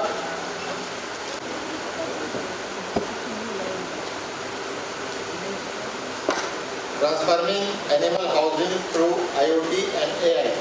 Exercise has been done for us. Then the transformative potential and challenges of intelligent packaging in the food industry. No. Nobody. Next one is investigating the influence of non-cellulose content on the mechanical characteristics of banana fiber. Comprehensive life cycle assessment of frozen cell processing. So, to begin with, I would request, actually, all formalities I am leaving because of the shortage of time. And we have to sum up, we have been warned by the organizers and we have warned by the, ISAE that we have to finish as early as possible because the next program is on the way and it is waiting for us. So please excuse us and we have to finish anyhow this, but at the same time we will provide you the good opportunity to give your, to present your papers, to present your research.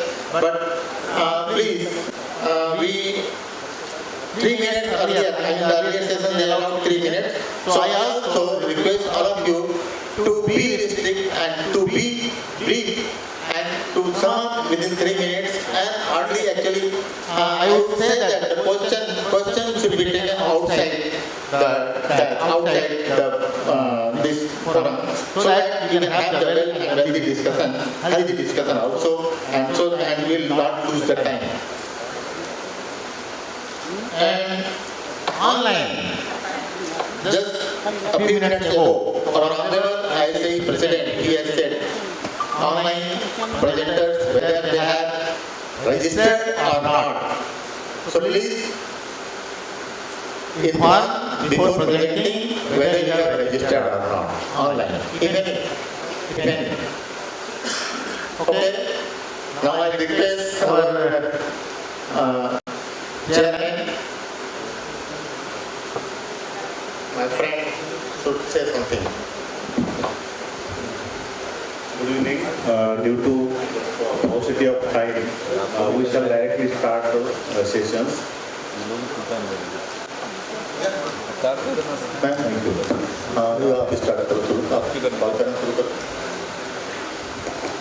First presenter, Ravindra Naik, evaluation of continuous feed banana fiber extraction equipment. Please come on the stage.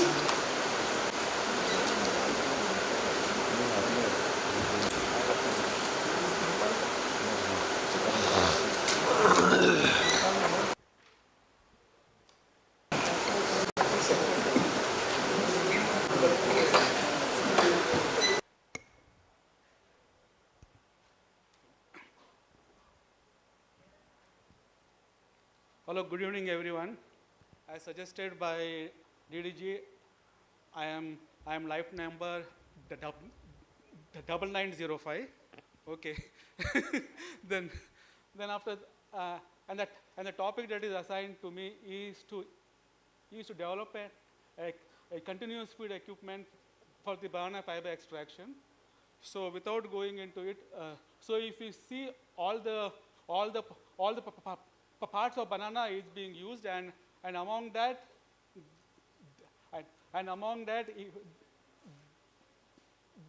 the use of central core and banana fiber is really important. Next please. So if you see the different components in banana pseudostem, so we have got a lot of components in terms of fiber, ropes, culture, sap and central core, and this presentation is basically to develop an high capacity equipment for the banana fiber extraction. Next. And if you see a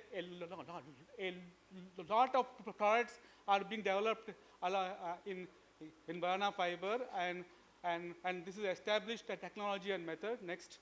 So if you see the heart of the equipment, you please click this last one. So if you see the heart of back. Click करो, दोनों click करो ना, वो वाला. So if you see the heart of the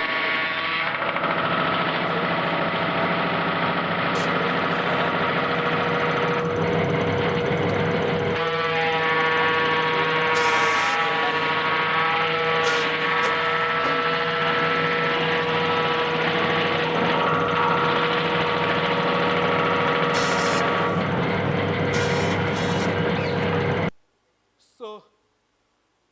but this is how the design of the equipment look like. So if you see, this is the continuous feed, and then after, at one end we do the feeding, and at the other end we get the output. And these, all the components have been designed, and also the fabrication has been done. Next. So if you see, this is how the equipment looks like. It has been continuously, it has been all tested and evaluated at different forums, and you see the quality of fiber is also good. Next. So what? No, this has been tested. Oh, click karo, movie ka click karo.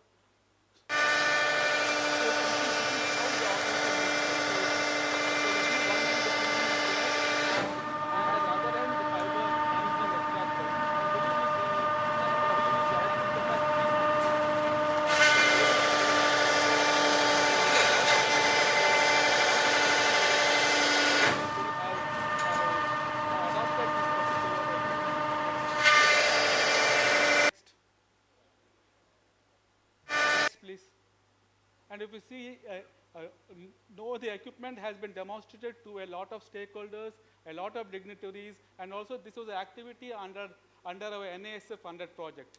A small movie is there in the middle. If you want, you can click it. Okay.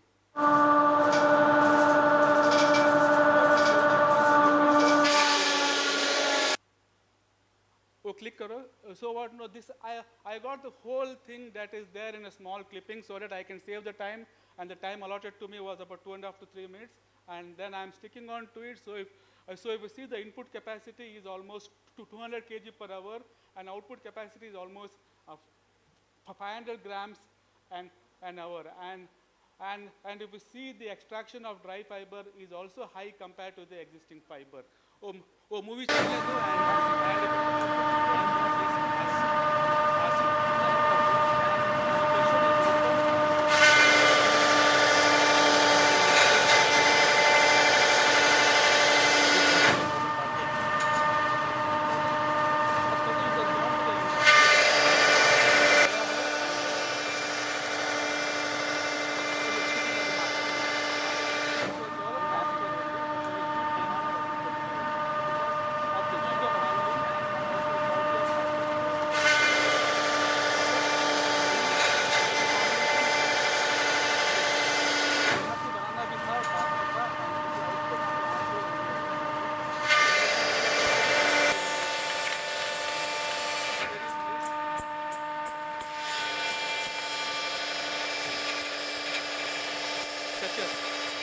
Sketcher, so we have got another line to make this.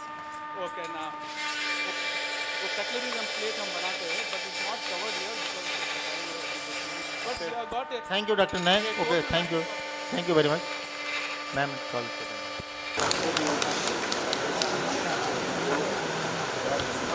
The next presenter, Murli S, non-destructive quality evaluation of Indian oil salvage using image processing and machine learning technique. Good evening, one and all present over here. So, myself, Dr. Murli. I work as a scientist at Central Institute of Fisheries Technology, Cochin, and I am also a IACE Life member. So, my work will be on a technique using image processing and machine learning to assess fish quality. In this particular case, I would like to work upon the sardine fish. So here what we would like to develop is that everybody is aware that it is basically a sensory assessment. It requires training.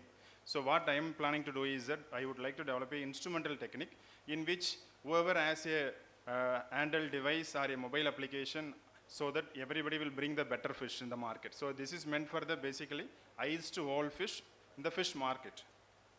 Next.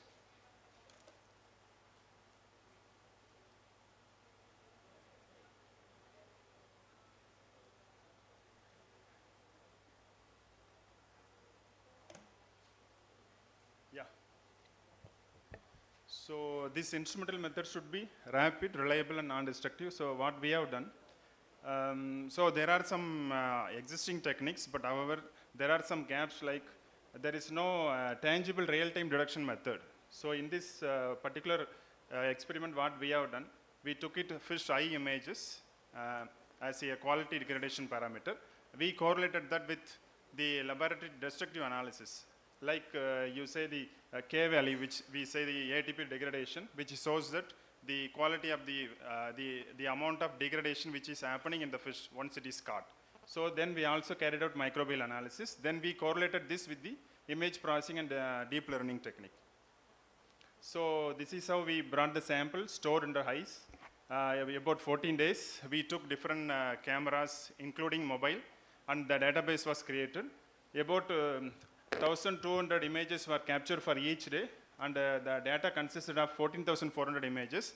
In addition, the data underwent image normalization and augmentation, in which we made about 1 lakh photographs, and each day we have more than 10,000 photographs.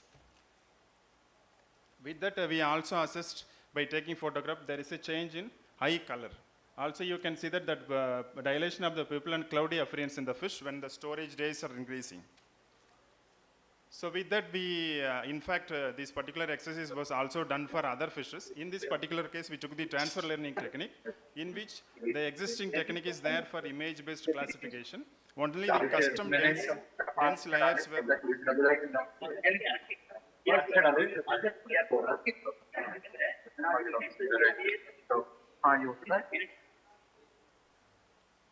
The custom dense layers were only considered, then our database were put as an input.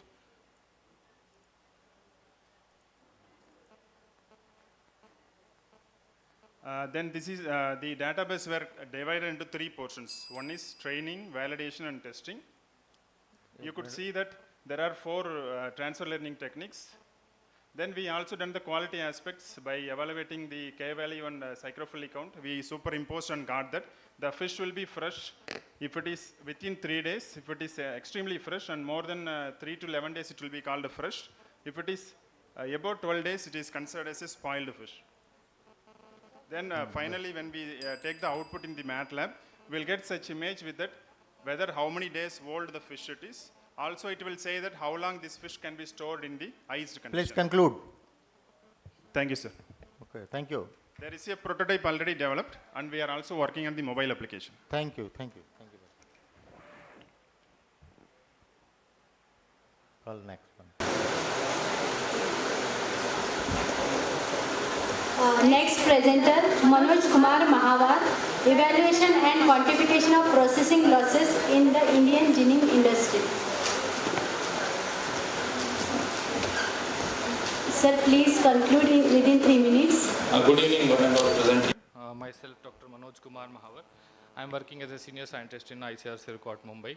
So the topic of my presentation is evaluation and quantification of processing losses in Indian ginning industries. So, Indian cotton ginning industries, we know it is second largest in the world, and the modernization of ginning industries was happened in the year 2010, when Government of India has launched the technology mission of cotton, in that the many ginneries in the country were modernized. And with the advent of modernization, there were a concern of the processing losses. So processing loss, what? So in processing loss, we have the waste which are coming from the different components of the Indian cotton ginning system. And yeah, the losses can be classified into 2 types, that is visible and invisible losses. And if the losses go beyond a certain limit, it will cause to substantial income losses to the ginneries. And therefore, there is a need to be accounted for the ginning, the losses that need to be accounted for making the overall ginning profitable. So thereby, with the objective, we have taken this study to evaluate the processing losses in the ginning industry. So this is just a stages, how the cotton after harvested, it is processed in the, for the ginning. So there are different stages. First is the platform, and it will go for the, by pneumatic way, it will go for the conveying system. Then stone catcher is there, so it will collect the, whatever the stones or waste are there, it will be collected there. And thereby, by the pneumatic seed cleaning system, it will go for pre-cleaner, and thereby also some sand or whatever clay is there, that is collected. And then again it will go for ginning, the proper ginning in the DR ginning system. So as research gap, what I have told already, so there was a study prior to this, it was conducted by Sirkot only in the year 2010. So after the gap of some more than 15 years, we tried to do the same study.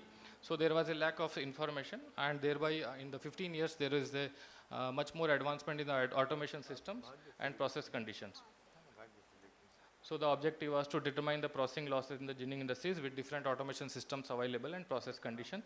So for this study, we have selected 5 ginning industries as of now. This is the continuous study still going on. Those ginning industries were in Nagpur and one is in Dharwad. So obviously, as we know, all the ginning industries are working on double roller gin. More than 95% of ginning industries are having DR gin. So these are the ginning industry the seed cotton weight, whatever initial seed cotton weight is very much important for the quantification of the losses. So that was taken. These are some of the photographs which we have collected during the study. This is the dispenser, the samples were collected, and then again from the pre-cleaner, and then the lint cleaner was there. And a very important thing here is to clean the outlets before we are going for the quantification of the losses. The cleaning of different outlets is very much necessary. So that was being done. Yeah, so sample collection from initial heap, the trash content and moisture content, that was very much important. So that samples were collected, and these are the different outlets. Moisture content was also observed. So observations, so prerequisites, as by telling, the identification and cleaning of all the outlets is very much important, and the samples from the initial cotton heap has to be taken for GP measurement as well as moisture content and also the trash content.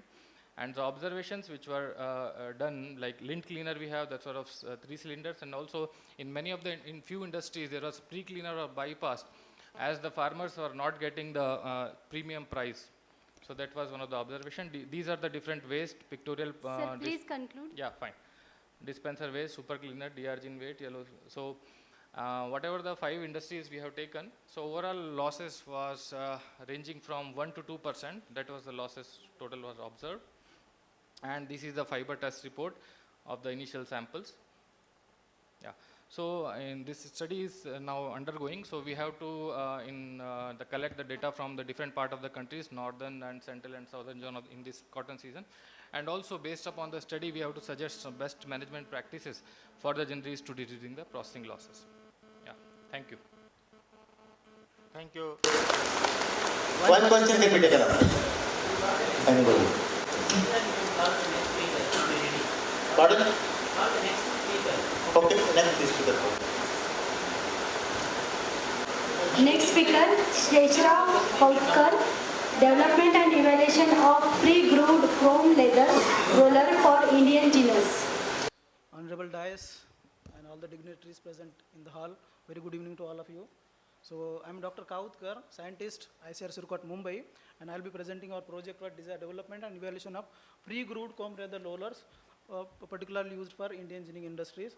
So I won't be going into the introduction part, but to highlight while processing the cotton, one particular term, it is called ginning, which means removal of the cotton seeds from the fiber. And for that particular ginning process, there are several machineries are used in the Indian ginning industries. And to mention here, we are one of the largest producer of the cotton in India, and more than 45 millions of the farmers, our livelihood of the farmers is based on this cotton.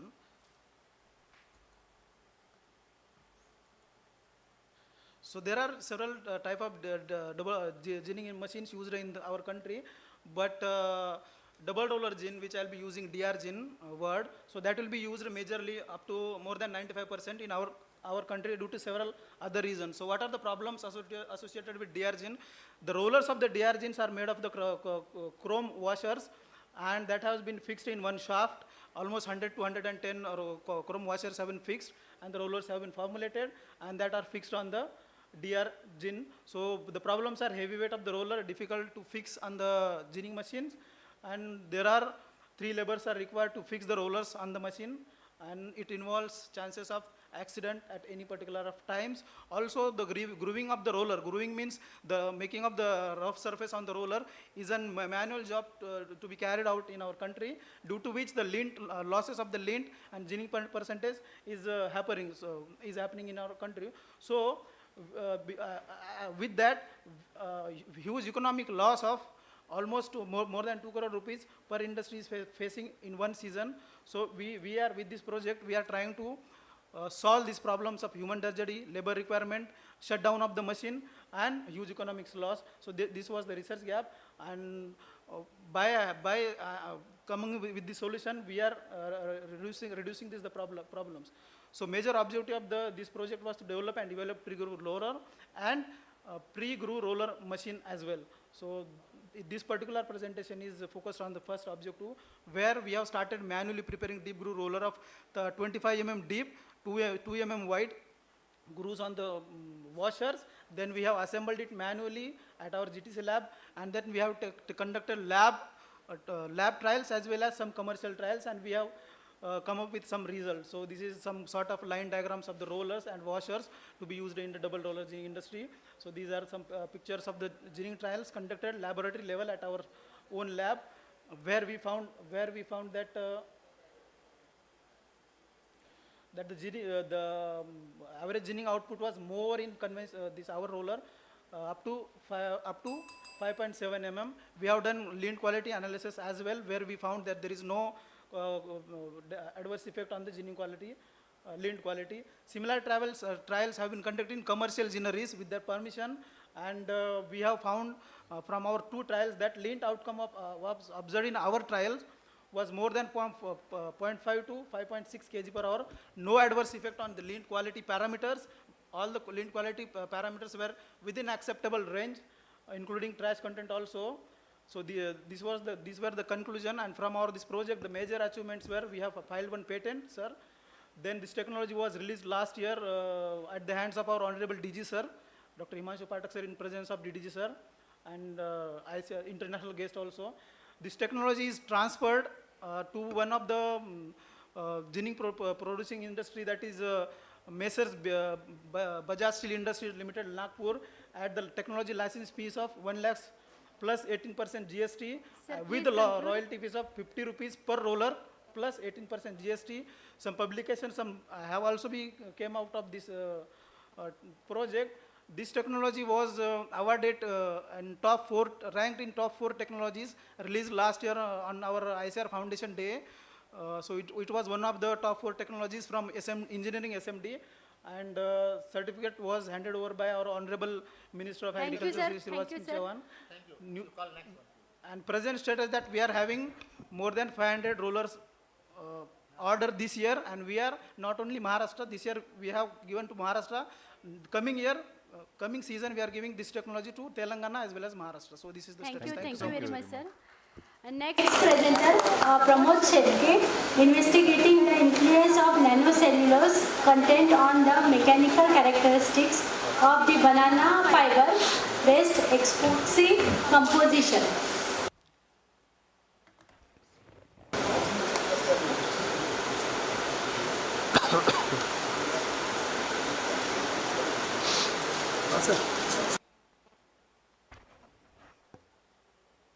Sir, start your presentation. Respected chairpersons and all are present here. Good evening to everyone.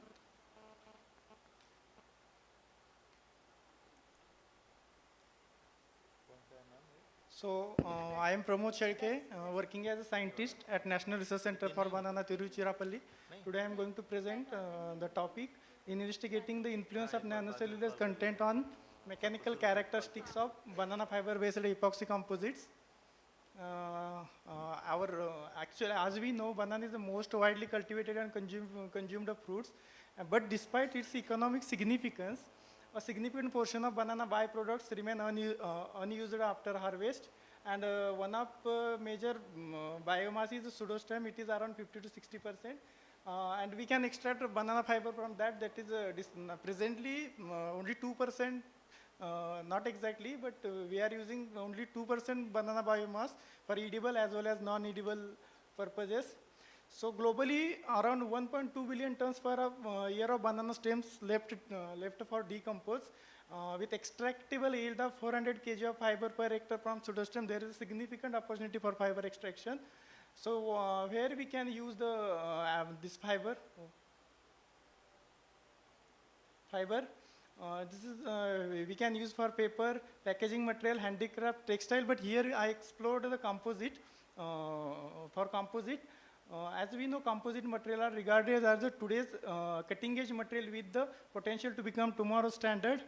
But this is the potential with banana fiber because it is easily available and it has favorable mechanical properties. Then why to go for natural fibers like banana instead of the traditional fiber composite? Sir, please go to the methodology. Okay. So,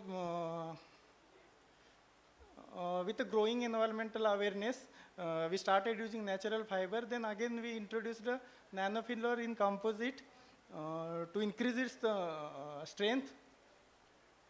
So considering all this fact, we divided our study into two objectives, that is to develop, first one to develop banana fiber reinforced epoxy composite material, and second one to study the effect of fiber length and nanocellulose concentration on the mechanical characteristics of banana fiber based epoxy composite material. So before that, we pre-processed the fiber with the carding. This we can see fiber before carding, and then this is the fiber after carding. Then here the same image of the fiber before and after carding. Here we can say in carding sample, fiber bundles were opened, separating individual fibers, creating fluffy and uniform fiber mass.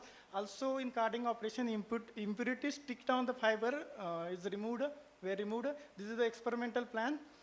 Here we used resin as epoxy. Then this is the compote preparation method. Then this is the composite prepared from non-carded fiber, and this is the, here we can see the fibers uniformity was not good, but here with carding, the uniformity was good. Then we did the tensile stress analysis. We can see with increase in the fiber length, tensile strength was increased, but at 140 mm it was decreased. Again with adding nanofiller, it acts as a bridge between matrix and fiber. So there was increase in the strength. But at 3% of nanofiller percentage, the strength was decreased. Here, same observations for the flexural also. Sir, conclude your topic. Then this is the scan images for the this. Then we also did water absorbency test. These are the silent findings. Here we can say the carding process separate individual fiber to create uniform fiber mass. So it can remove the impurities. Also in good mechanical strength was observed at fiber length of 80 mm, and incorporation of 1% nanocellulose enhanced the mechanical properties. Thank you. Thank you, sir. Last presenter of this offline session, Razia Mohammed, comprehensive life cycle assessment of frozen shrimp processing, evaluating environmental impacts and strategic mitigation approaches. Thank you, ma'am. Good evening, everyone. I am Razia Mohammed. I am coming from ICI Central Institute of Fisheries Technology. Today, in my presentation, I would be exploring the environmental impact of frozen shrimp industry in India.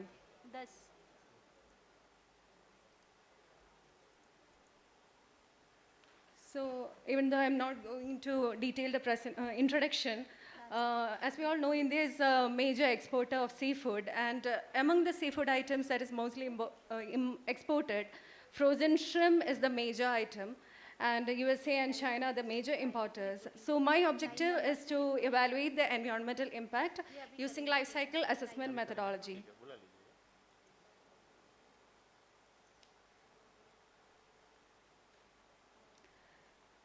So among the frozen shrimp export market, these are the major importers. Madam, go to objectives, please.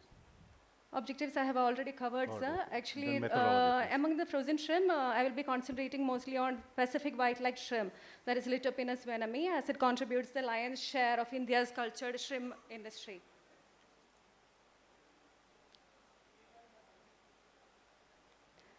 So there are many sustainability challenges faced by India's seafood export.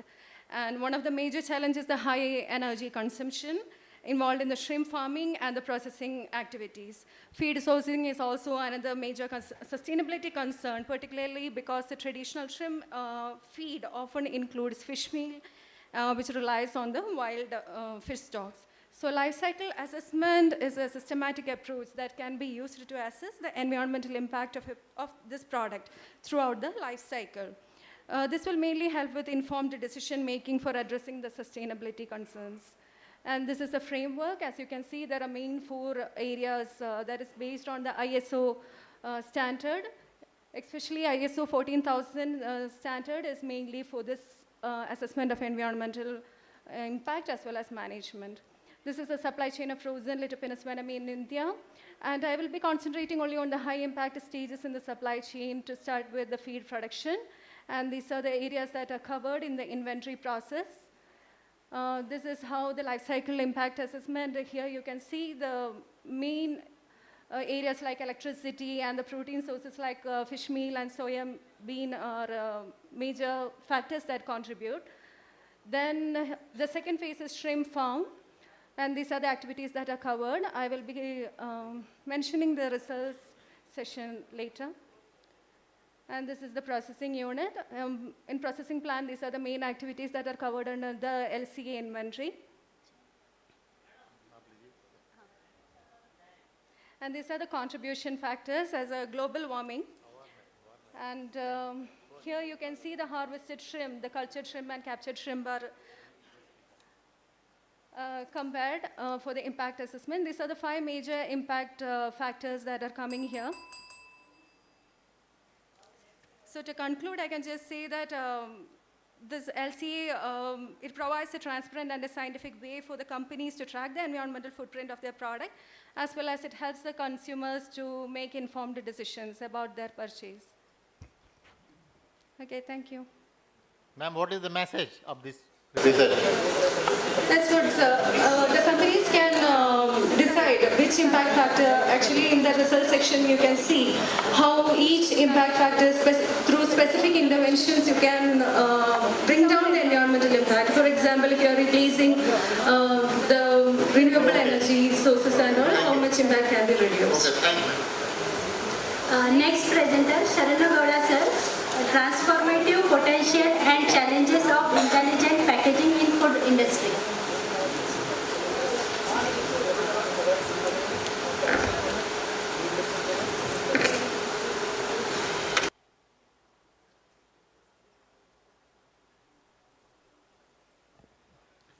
Good evening, everybody, respected chairman, co-chairman, rapporteurs, and distinguished delegates. I am going to speak on the transformative potential and challenges of intelligent packaging in the food industry. Next. So in the packaging, we know very well the PCQ, protection, containment, and communication and convenience are the 3 important factors. Next. Next. So with this, we can have the intelligent packaging for the visual applications or visual monitoring in the food industries for sensing, detection, as well as the in the different industries. Already we have known that the packaging is one of the challenging tasks across the global level, so that we can monitor and control. So with this, there are 2 factors needs to be considered: environmental as well as the quality characteristics. And with that, so develop the indicators. Indicators comes to the different pH indicators, which is going to sense for the as a quality change. Next. So this is one of the technologies which is developed by considering the electrostatic spinning machine. By considering the electrostatic spinning machine, controlling the 2 factors, 2 parameters. One is the flow rate, the other one is the current. So we have taken the optimized values of flow rate is 1 ml per hour, as well as the power consumption is 15 kilowatt, which will get the very good the strip. The strip is as a pH indicator, and which will check the or monitor the colors with the different color change. So this is the technologies which is developed and got the patent also, and that patent now we are going to commercialize for the different applications. And keeping in view that in focusing the intelligent packaging, so we are under the process of developing the different data carriers. So for monitoring the food products, food quality, and of course we have to follow the barcodes also, right? So by using even the next generation is going to be RFID, so this needs to be challenged, this needs to be worked out, and this is, as I just mentioned, these indicators is checked quality for the for fig fruit. Now we want to check the quality for the different perishable commodities for the color indicators based upon the pH.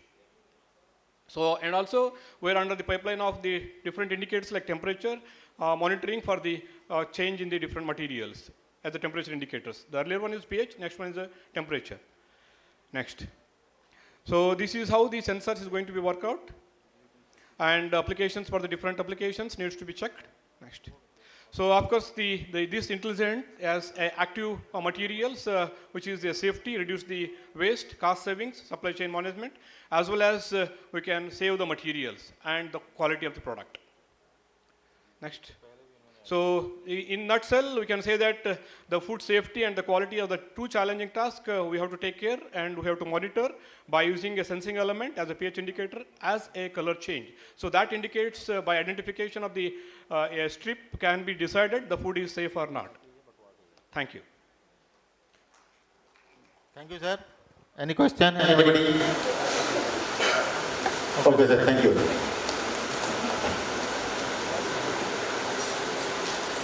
Is any presenter remaining to present their paper in this session?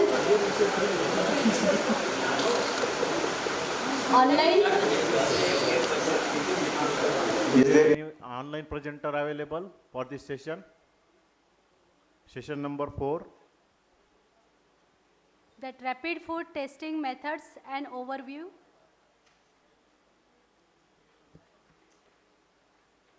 Kirti?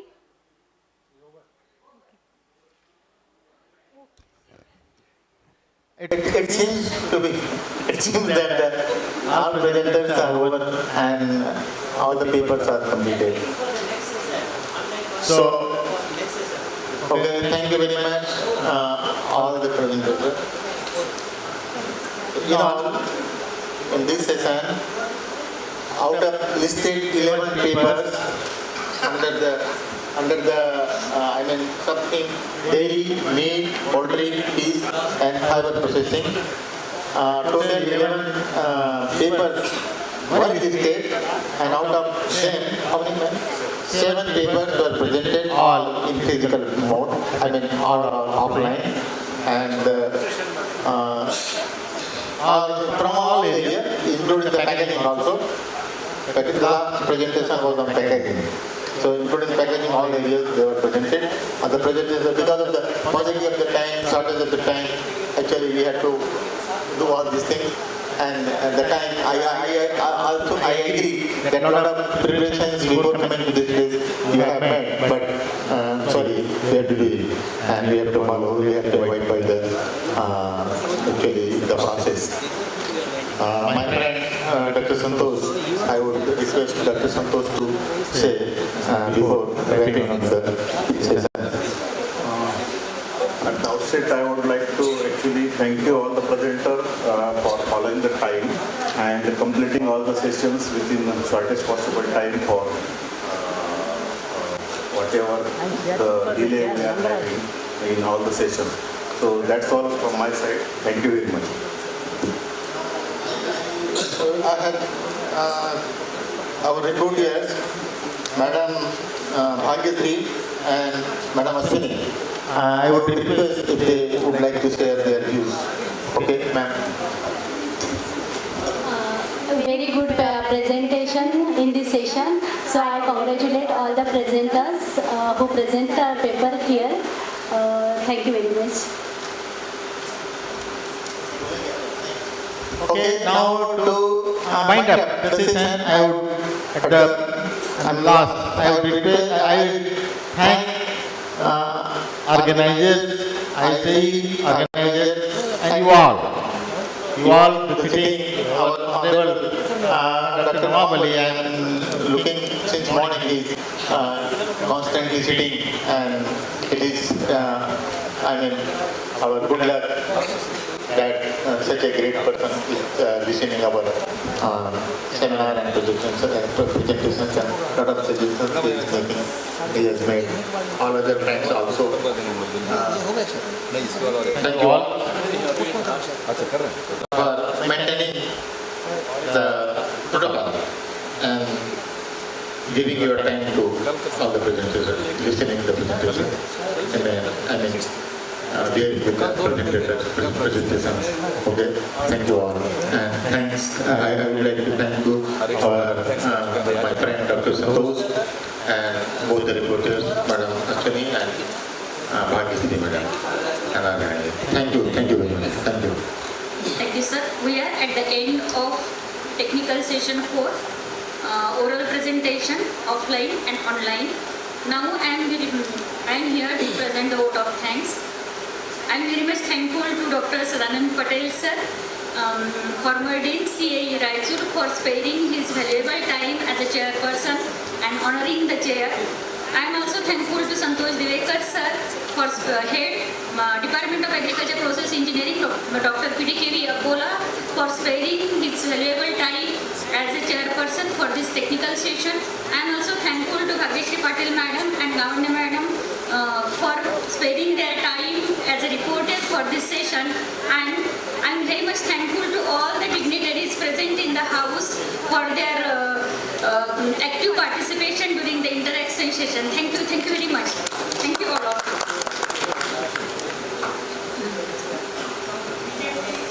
Thank you, ma'am. Thank you very much. एक photograph ले लो. हाँ.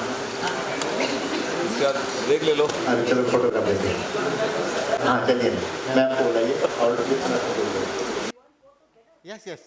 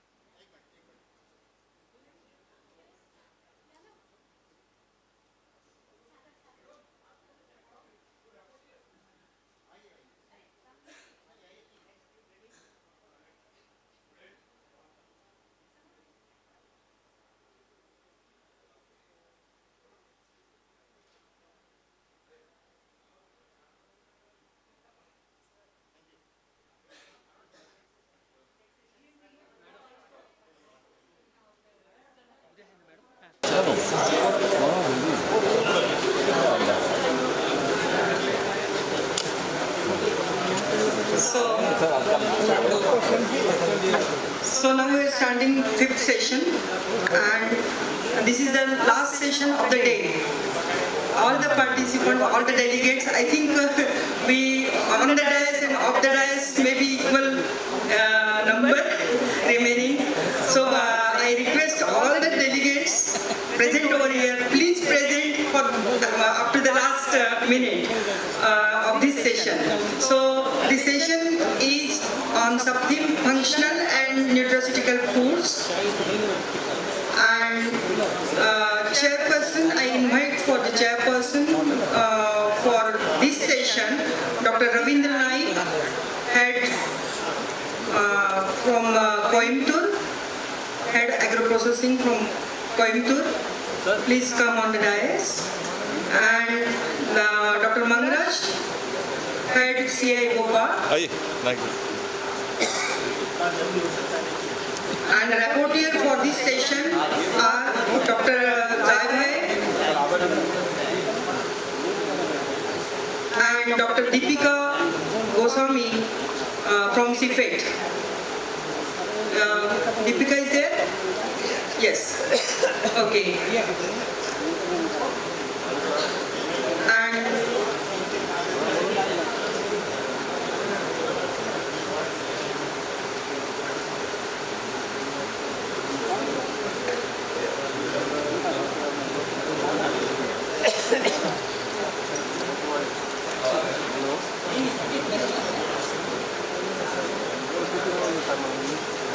काम चालू है, हम 2 दिन है अभी.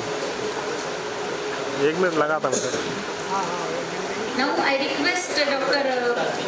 R.P. Kadam sir, Head Department of Agriculture Extension, COA, VNMTV Parbhani, to welcome Dr. Mangraj sir, Head CI Bhopal, by offering bouquet and mementos.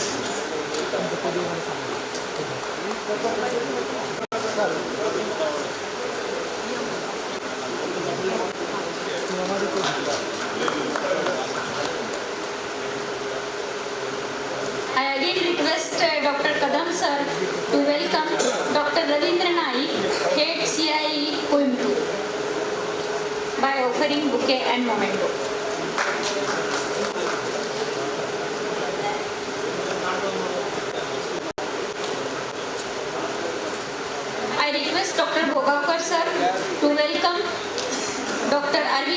Professor, Associate Professor, Department of Agriculture Process Engineering, CIT, VNMTV Parvani, by offering the bouquet and memento. I again request Bhogakar sir to welcome Deepika madam,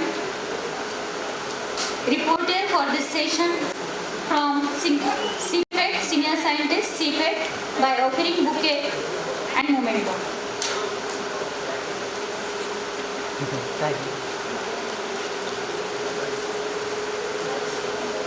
Thank you, sir.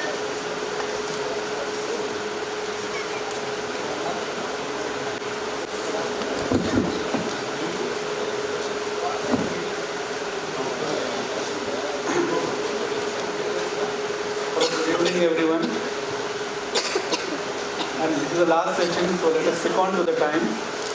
So that as told by your previous session, so we'll stick on to 3 minutes of time for presentation. So let us take the attendance first.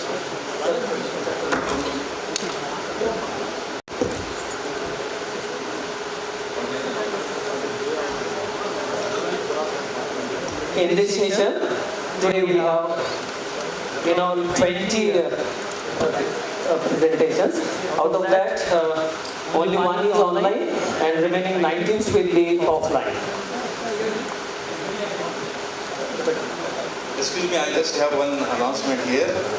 We have a cultural program at Sevar. It is already late.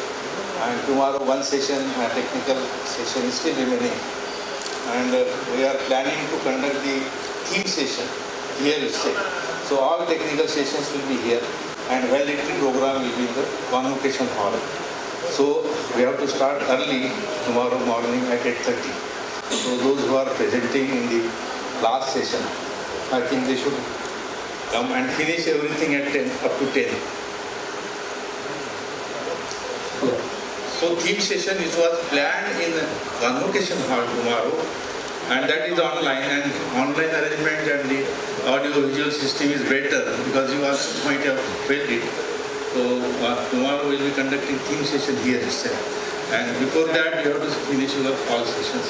So that is one request, and if it is finished, I think you can join the cultural program and followed by the dinner. Dinner is in Indradhanush and cultural program is in Convocation Hall. Okay, thank you. Thank you, sir. Start, please, sir.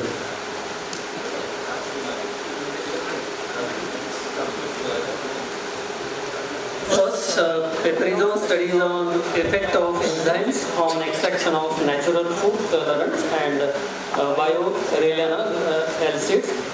Ms. Sudha PB, Neela Shirin, is they present? Nahi. Okay. The next is microwave-assisted extraction of antioxidant-rich product from Indian Unit. Sudha P. Is there Sudha P or Saran Vinod? No. Only one is online. So the next is Sudha P, then Saran Vinod. Next topic is also? Okay. He is not present. The fourth one is Mr. Rahul R.K. Yo, please come. So he will be presenting on Makhana, potential aquatic crop for nutrient pharmaceuticals.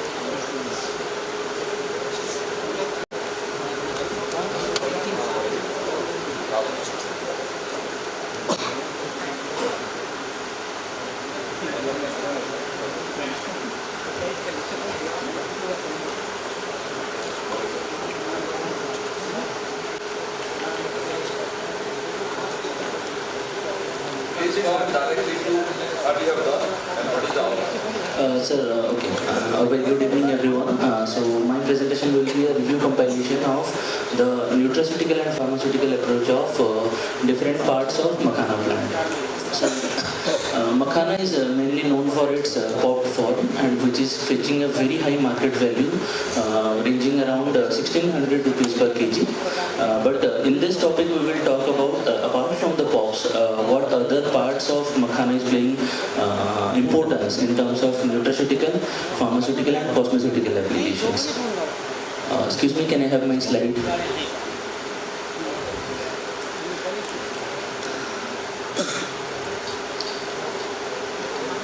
Next speaker, Sumit is there.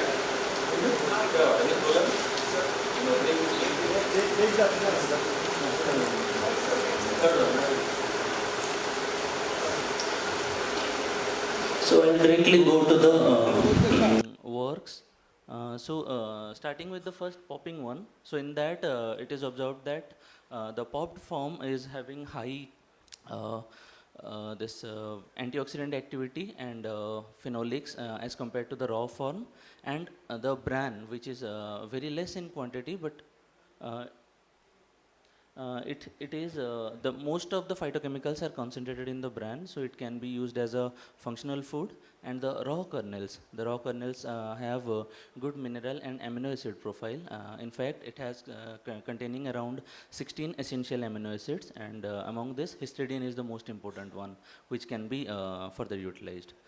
Then apart from this popped form, other parts of this makhana plant include there is extraction of starch from unpopped makhana. Like in this process, if we are not getting the proper pops, then this unpopped makhana, it is converted into modified starch, and which is having a better amylose content as compared to native starch. And it has found there is a significant reduction in this pasting temperature, for which this can be a good alternative as a novel food thickener. Then this is used for as a particle stabilizer in Pickering emulsion, where it is giving a very good separation between the oil and water phase.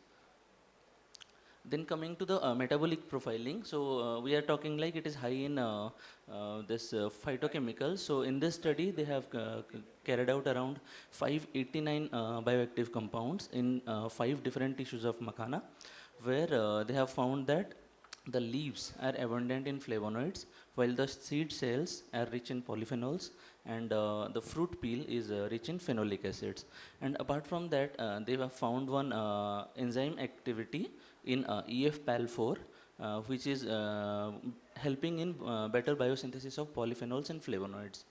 Then another is mostly the works has been done on the seed shells, which is considered a byproduct in this makhana popping.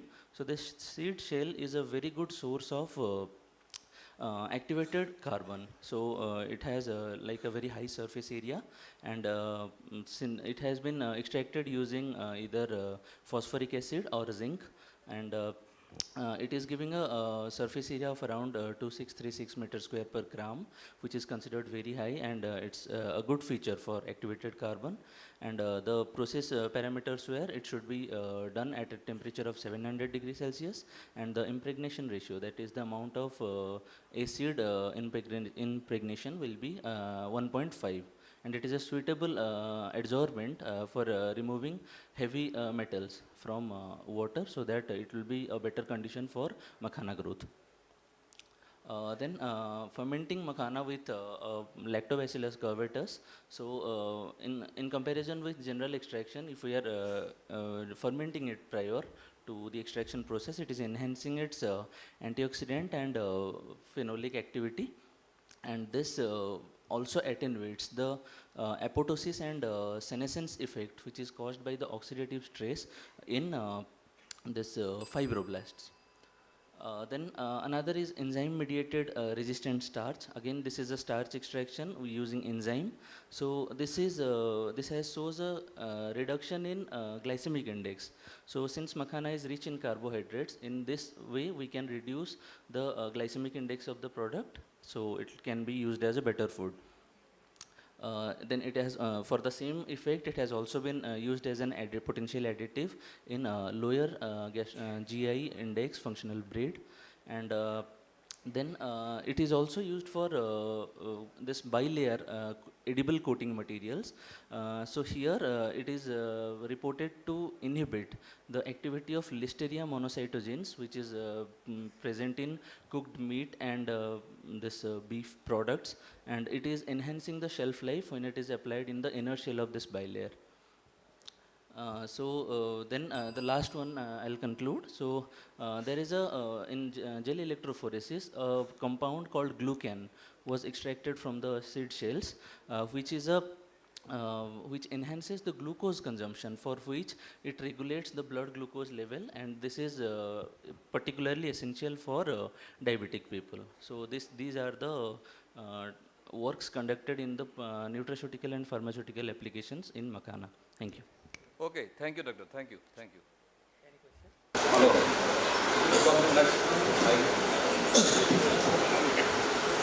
Avinash Kumar. Avinash Kumar present.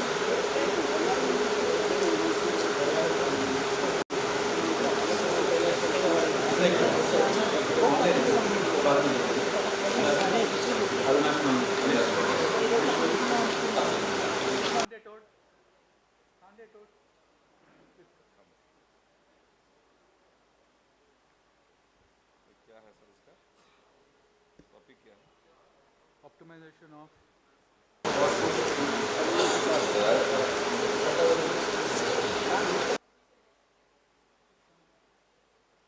Seven number है. Good evening and welcome all of you to the 50th Annual Convention and International Symposium. And thank you VNMKV Parbani for giving us opportunity for present the research work. Let me briefly introduce myself. I am Snehal Sanjay Kumar Zadav, PhD research scholar from CIT Dapoli.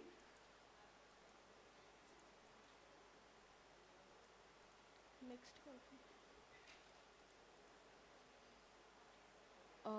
My presentation is on optimization of osmoconvective dried shatavari root powder under the guidance of Dr. Y.P. Kandetod sir.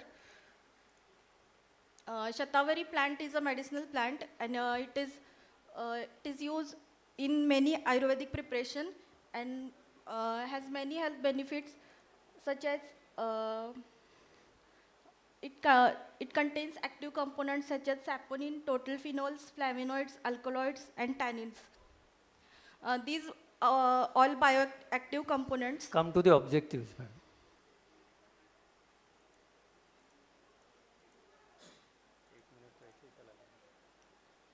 The objective of my research work is to find out the physical chemical properties of shatavari roots, to study the effect of process parameters of osmosis on the osmotic dehydration of shatavari roots, and to study the osmoconvective drying and evaluation of quality attributes. These are the physical properties which were estimated of fresh shatavari roots, and proximate composition and mainly phytochemical properties. This is the flow chart for the preparation of osmoconvective dried shatavari root powder. Fresh shatavari roots were washed, peeled, and cut into 40 mm length. Then osmotic treatment was given in water bath. Then osmotic solution was drained, and convective drying in tray drying and grinding and packaging. This is the setup. Water bath for osmosis and magnetic stirrer with the auto transformer for maintaining the speed of the magnetic stirrer. Now please tell about your results. Okay. These were the variables. Osmotic concentration 3 levels, 40, 50, 60 Brix. Solution temperature 40, 50, 60.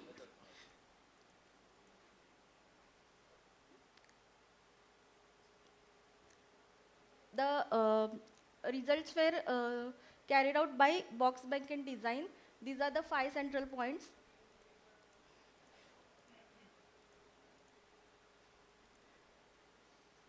So, mass transfer properties of osmoconvectively dried shatavari roots had highest water loss for the 60 degree Brix concentration, osmotic temperature 60 degrees Celsius, and stirring speed was 30 RPM.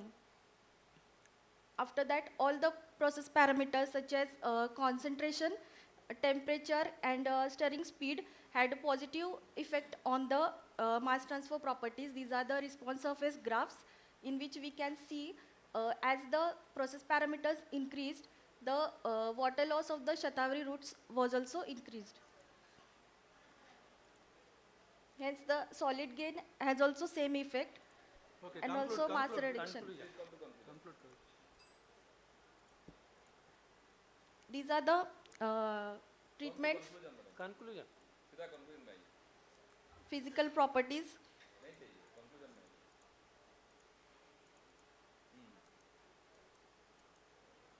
Previous. The optimum parameters were 60-degree Brix osmotic concentration, temperature 50 degrees Celsius, and stirring speed of 60 RPM at 180 minutes minutes of osmosis. And the best treatment for convective drying was 50 degrees Celsius. With the color appearance, good score for the sensory score was for 50 degrees Celsius. And the nutritional value for the optimum treatment were protein 21.6% and fat 3.76. Okay, and how much carbohydrate. you were able to dry at one batch? How much? What was the capacity? 1 kg. 1 kg. Yes. Can you make it commercial? Yes, sir. Huh? Yes, sir. Thank you. Thank you. Okay. Thank you so much.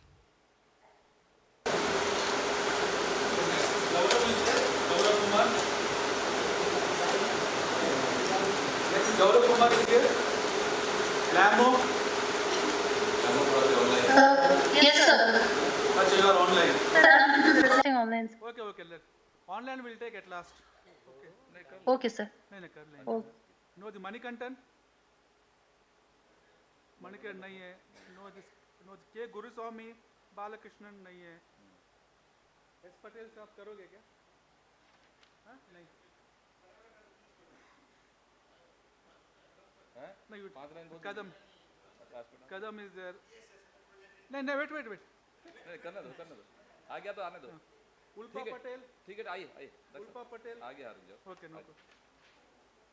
2 minutes, I'll just see. Yes, Ulpa yes. Patel. तब तक आपका खुलवा दो presentation. वो पिछले session में दिया था, देखो पिछले वाला सेशन में दिया था. Jayashree Joshi. Yes, sir. Diwakar. अच्छा, no, Diwakar. आ गया. Okay, कर लो कदम.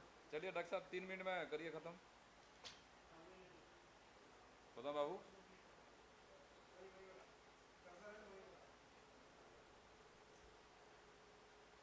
Yes, good evening, and it is a very, we are in a very fast track, and Vande Bharat train, like we are speedily, we have to run it.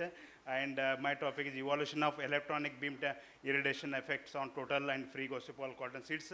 As we know very well, cotton seeds and all, and is already, we are conducting what is called experiment with the electronic beam irradiation centers at BARC, Mumbai. And we are conducting at the 15, 30, 45, 60, and 75 kilo gyrations treatments. And we are analyzing for the free Gauss. As we have the short run, and directly coming to the result discussions, we are analyzing for the approximate analysis, and this we are conducted the preliminary experiments for the E-beam technology to reduce the Gauss content in the cotton seed meal, DOL cotton cakes, and the seeds. In that case, we can see that is the moisture content is also changing with the respect to the increasing the kilo gyrations of the treatments. And on the DOL cotton seed meal also there is a fluctuations, we can see it, and the oil content is also varies from the load of pre-treatment what we are giving. And as I already mentioned, this is the pre-treatment proximate analysis is completed. Also in the free Gaussian pulse, so studies has been conducted, and in this also we are initially not able to get the stable results. There is a fluctuation is happening. In that case, there is a further we are going to study for this repetitive experiment to find out what is the reason behind the fluctuation and all. And this is about the total Gaussian content. In the conclusion, electronic beam irradiations may be reduce the total and free Gaussian content of the DOL cotton cakes meals, and about 45 to 60 kilo gyrations doses of irradiations will be helpful for the achieving this target. Till there is a further studies are required. Thank you very much. Thank you, Dr. Saab. Dr. Kadam has been one of the very senior person of our profession. Thank you for your good presentation, Doctor.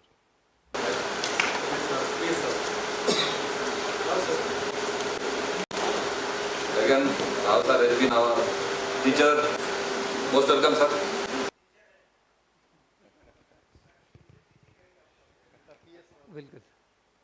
learn from him. Yes, Rao.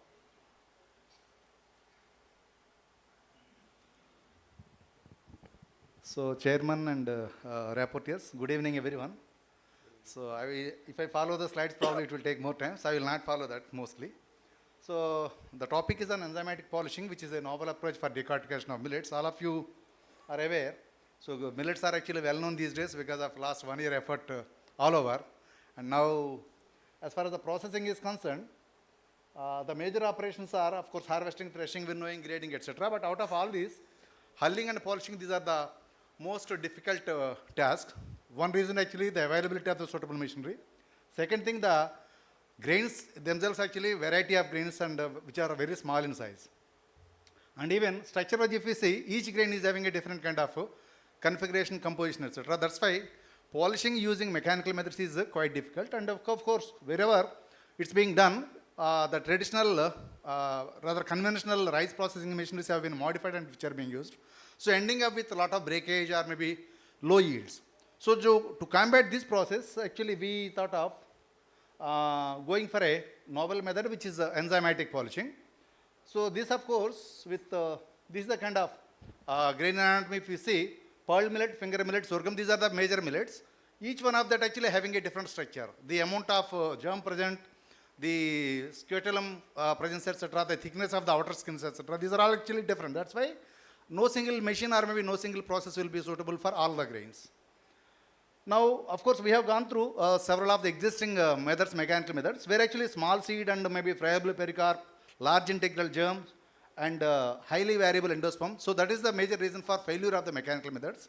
So where we thought if we can really loosen the outer skin, then it will be much convenient to go for polishing or maybe dehulling. So this, of course, lot of work has been done based on abrasive, decortication, etc. Now these are of course some results which we did on mechanical polishing, where actually we found, so lot of starch is going out and of course breakage is much higher. So this actually made us to go for enzymatic polishing, where actually different enzymes are having this hull degradation possibilities, but one single enzyme cannot work for this. So that's why actually we planned for a cocktail of enzymes where cellulose, pectinase and so that way the combinations we have taken. So there are of course different enzymes which are used even for the polishing of grains. Out of all the available things, we have taken 3 different enzymes, which is actually xylose, one minute. I think these enzyme concentrations we have optimized based on incubation time and of course the incubation temperature, etc. So we have worked with 3 different millets, that's finger millet, pearl millet and kodo also, but the results which I am presenting is only for the pearl millet. Here actually the end point is basically based on the TSS value, because TSS value can really give indication of the disintegration of your hull. So where we are getting the highest TSS value, that point actually can be taken. So accordingly, 1:1:1 of xylanase, cellulose and pectinase. These 3 enzymes in equal composition can give maximum TSS. That means maximum disintegration of the cell wall can be done with this one. However, the fine tuning is required. So since it is a PhD work and the results are not yet published, I am not giving the exact compositions. But in general, 20 milligram of xylanase and about 18 milligram of cellulase and about 12 milligram of pectinase. This composition will work better for the maximum degradation of your cell wall. Subsequently, very easily one can remove the outer skin. So this way actually the final outcome is this. So these are actually abrasive decorticated as well as enzyme polished, you can see. So there is a huge difference, and of course the breakage was reduced to less than 10%, whereas in the normal polishing we were getting more than 40% or 50% breakage. And these are the conclusions. Utilization of specific enzymes in a targeted manner presents a novel approach for hydrolyzing, where actually combination of these xylanase and pectinase, cellulase, these are actually working much better than individual enzymes. That is one of the most important thing. And of course, the enzymatic polishing resulted in a better pericarp hydrolysis. Thus, you are getting a very easily dehullable actually product, and with the minimum effort, actually one can remove in a mechanical polishing. And finally, the high endosperm yield and reduced breakage is the major outcome of the total work. And of course, there is a lot of subsequent work need to be done. So way forward is actually, we are at the beginning only, so we need to actually standardize all the protocols. Even the machinery which are required for such kind of mild polishing also can be taken up in future. So thank you very much for giving this opportunity. Thank you, sir. Thank you for giving a nice presentation and particularly incorporating more science, particularly in the detoxification and policing process. Friends, we both were there in Hyderabad last probably 20 days before, and in a roundtable discussion for analyzing how we can develop a efficient and cost-effective machinery for millet processing. And we have been given the task of promoting this project. And thank you, sir, for bringing some part. Thank you, sir. Thank you. So if any quick questions, I can just... Yeah, sir. Sorry, sir? What percentage of policing is required? Now, generally, sir, actually, in case of millets, 4 to 5% polishing is required because we are actually removing the outermost coat, which is actually thicker. Of course, again, that depends on the type of millet, which is having, some of them are having a thick skin, some of them are having thin skin. Based on that, actually, 1 to 4% is actually most optimum. But in mechanical polishing, we cannot control that one. So, a judicious polishing is very essential for the optimum. That is why enzymatic is more. It's more uniform even that Thank you, sir. Thank you for the nice. Thank you. Next will be Sajeev. Sajeev is there. Senapati. Amrish Kanachar.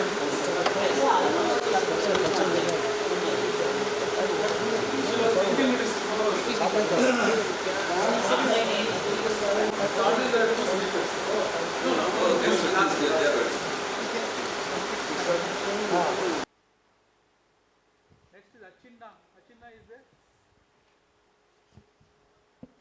Please start. Good evening, everyone. I'm going to present first. Come to what you have done and what is the findings. Now, one second. Next Juliet. Next Matala Juliet. First. Next you'll be speaking. Previous one. Okay. I'm going to present on vitamin retention and stability of fortified rice. That is insights into the cooking and extrusion retentions. As we all know that rice is one of the staple food which is feeding half of the population, but despite being the staple food, it is less in essential nutrients. As rice consuming population is under, that is leading to the malnutrition, micronutrient malnutrition. That's why we have searched for strategies to supplement that prevention of that malnutrition. In that way, we have very best strategy is well balanced diet, but which is unreachable for economically poor people. In that way, we have taken up a research on optimizing the level of fortification in the rice production of fortified rice analogs, where we are focusing more on retention during extrusion and cooking. We have optimized the process actually, that is rice is used as a base material, and then we have used the Rutent ready mix at 3 different levels, and we have prepared the rice analogs using cold extrusion technology, which generates lower temperatures and which is dried at a lower temperature so that retentions will be retained. And vitamin fortification we have carried out based on the FSSAI regulations, and at the same time we have maintained the instead of going for the consumption or utilization of the fortified rice analogs, but we have mixed it at a ratio of 1:50, and which is considered as best strategy to meet regulatory requirement. That's why just we have enhanced the nutrient level to 50 times greater than whatever is recommended one, and we came to the total quantity to be supplemented is calculated as 15 gram. That gives us these levels. And vitamin analysis was carried out, that is vitamin A and B group of vitamins we have analyzed especially. And the results showed that vitamin A retention was the highest in the high dose fortification, as vitamin A is once again sensitive to the heat and other processing operations, where we could able to retain only 10%, but the quantity of retention is higher in 150% fortification or high dose fortification.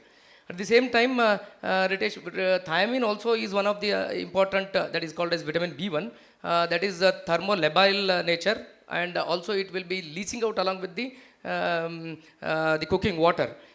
we could able to retain only approximately around 7.1% in the 150%, whereas 6.7 in the 100%. That is the normal level of fortification, which was nearing to the requirement, whatever specified requirement RDA recommendations.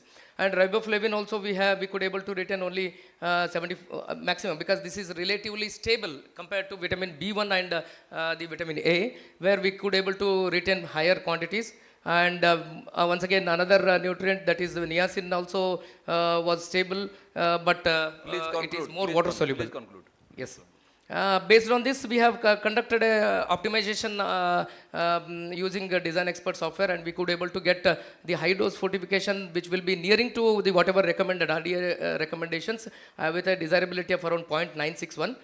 With this, I can conclude that cold extrusion technology with fortification using various essential nutrients will be a good strategy to combat the micronutrient malnutrition. And 150% high dose fortification can be utilized as a fortification strategy, which will be blended with regular rice instead of going for raw rice as such.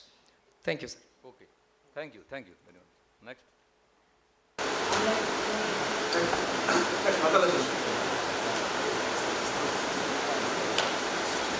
Madam भी हम दोनों के senior ही हैं.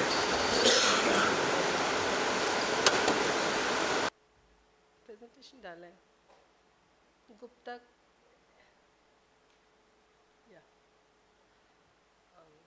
Good evening, everybody. My work was, this particular work is regarding physiochemical properties and antioxidant activity and sensory evaluation of multi-component marmalade from spent kokum rind. Kokum is a fruit crop of the Konkan region, and it is value added into many products like kokum syrup and butter and agar.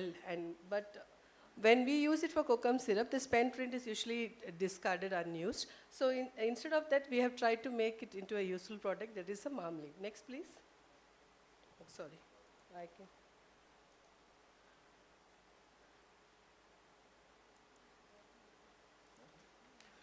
So our objective was to develop a marmalade formulation using kokum rind as a primary ingredient and to evaluate its physiochemical properties. So we have tried 4 combinations, that is kokum rind as it is only with sugar, and kokum rind in various combinations of banana and pineapple. And this was the methodology. Usually kokum syrup we make by putting the rind with twice the quantity of sugar, and we leave it for 3 days for reverse osmosis, and the syrup is removed. And then the spent rind is usually discarded. This spent rind we have dried and we have stored it. It can be stored for 1 year in this way. So that we have later on used it for making marmalade. So the various characteristics that were studied were moisture content, ash, fiber content, fat content, protein, total soluble solids, titratable acidity, antioxidant activity, vitamin C, anthocyanin content, color attributes, water activity, and the energy content using the standards and the equipments that are mentioned here.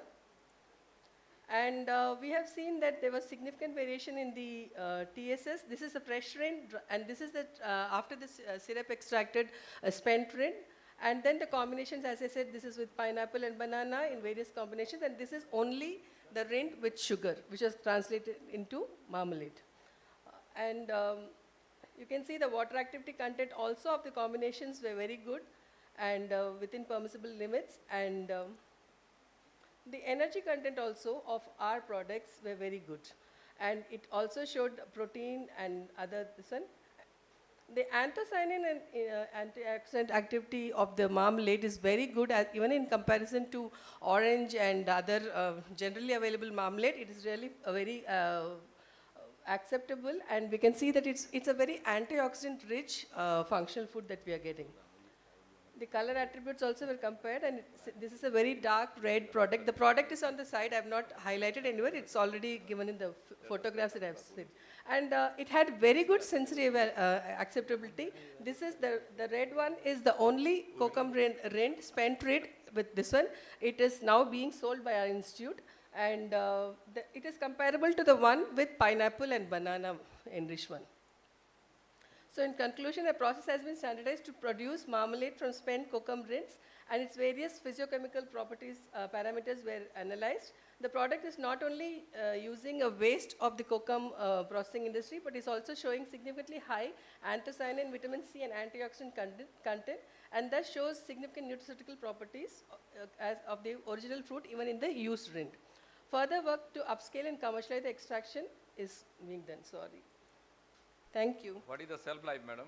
In the Shelf bottle? life, we are standard shelf life of 6 months only we are prescribing for this, but we have already tested. We don't have actually, it is maintaining the factor even after 1 year, but we are recommending only 6 months, which is the acceptable. Is it taken up under the ABI activity? After ABI activity here?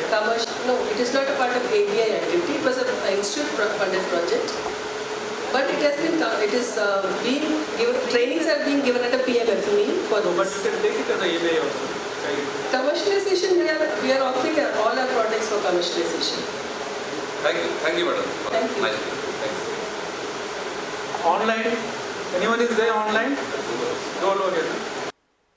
Yes, sir. Hello. Sumit? Yes, sir. Can I share PPT? Yeah, please. Please share. Yes, sir. Is it visible, sir? Yes. Respected Chair, good evening to all. Myself, Sumit Ure, from ICR CPET, Ludhiana. I am No, presenting my PhD work. Now, please put in slideshow mode and only 3 minutes, please. Yes, sir. Yes, sir. Is it now, sir? Yes. Yeah, continue. Please, 3 minutes only. Respected Chair, good evening to all. Myself, Sumit Ure, from ICR CPET, Ludhiana. This work being done by me during my PhD. This is from one of objective, effect of hydrothermal treatment on development of mung bean sprouts. So, as we know, the pulses are chips source of protein. इसको skip करिए Sumit, skip करो इसको. Methodology में आइए. Yes, sir. So, the objective of study is to study the hydration and germination conditions of mung bean grains for optimum sprouting. So, we have purchased mung bean from market, and different components of this mung bean I have studied. So, hydration study, the sample were soaked in water bath for 20 to 45 degrees Celsius for different duration, and sample were taken at 30-minute interval, and germination test was done at the 25 degrees Celsius and around 90 to 95% RH. And the texture, color, and other parameters have been studied. In linear dimensions, as we know, the sprouted seeds, around 20 to 30% increase in the length we have recorded, and there is no significant increase in the breadth and thickness of the grain. And during the mung bean hydration, we have observed the sigmoidal behavior of the soaking nature, and after soaking, the hardness of the grain has been seen gradually decreasing from around 60 to 70 Newton to the 20 to 30 Newton in all temperatures. And the germination tests were performed at 25 degrees Celsius and 90% RH, showed that 100% germination after sprouting with all temperatures. And the proximate analysis, ash content has been decreased during the sprouting, and protein content has been increased during sprouting, which is around 19.81 to 24.60% in mung bean. And after this sprout development, we have dried that sprout and tried to develop a rehydrated sprout that can be used instantly. So drying was carried out at different temperatures ranging from 40 to 70 degrees Celsius, and moisture content were raised to 61.22 during soaking. That was reduced to 8.13% wet basis during drying, and the water activity which is around about 0.9%, which is reduced to 0.5%, so that the sprouts can be used instantly. So summary and conclusion, we have studied the hydration behavior, and we have optimized the drying temperature and time for the soaking and germination, and RH required for this, and significant parameters for this. Thank you. Sumit, आपने बोला कि you told that you have procured the moong from the market for your study. Yes, sir. Yes, sir. Is it a right process? Actually, during study, sir, we have taken from seed science department from IRI. Yeah, it is better. You should have procured from a farmer or from a scientific field, that you should have known the initial condition of that moong. So good work done. Please take this point in the next study whenever you took up. Okay. Actually, this is only one activity of my study, sir. No issue. Whenever you do any experiment on any commodity, try Yes, sir. to procure the commodity from the field itself, or you should know the initial condition. Okay. Yes, sir. Thank you, you. sir. Thank you. Thank you. Okay. Thank you, sir. So next, Lamo, please. Please share your Yes, slides. sir. Please share your slides. And please stick Yes, on to time of 3 minutes because we're running out of time, please. Okay, sir.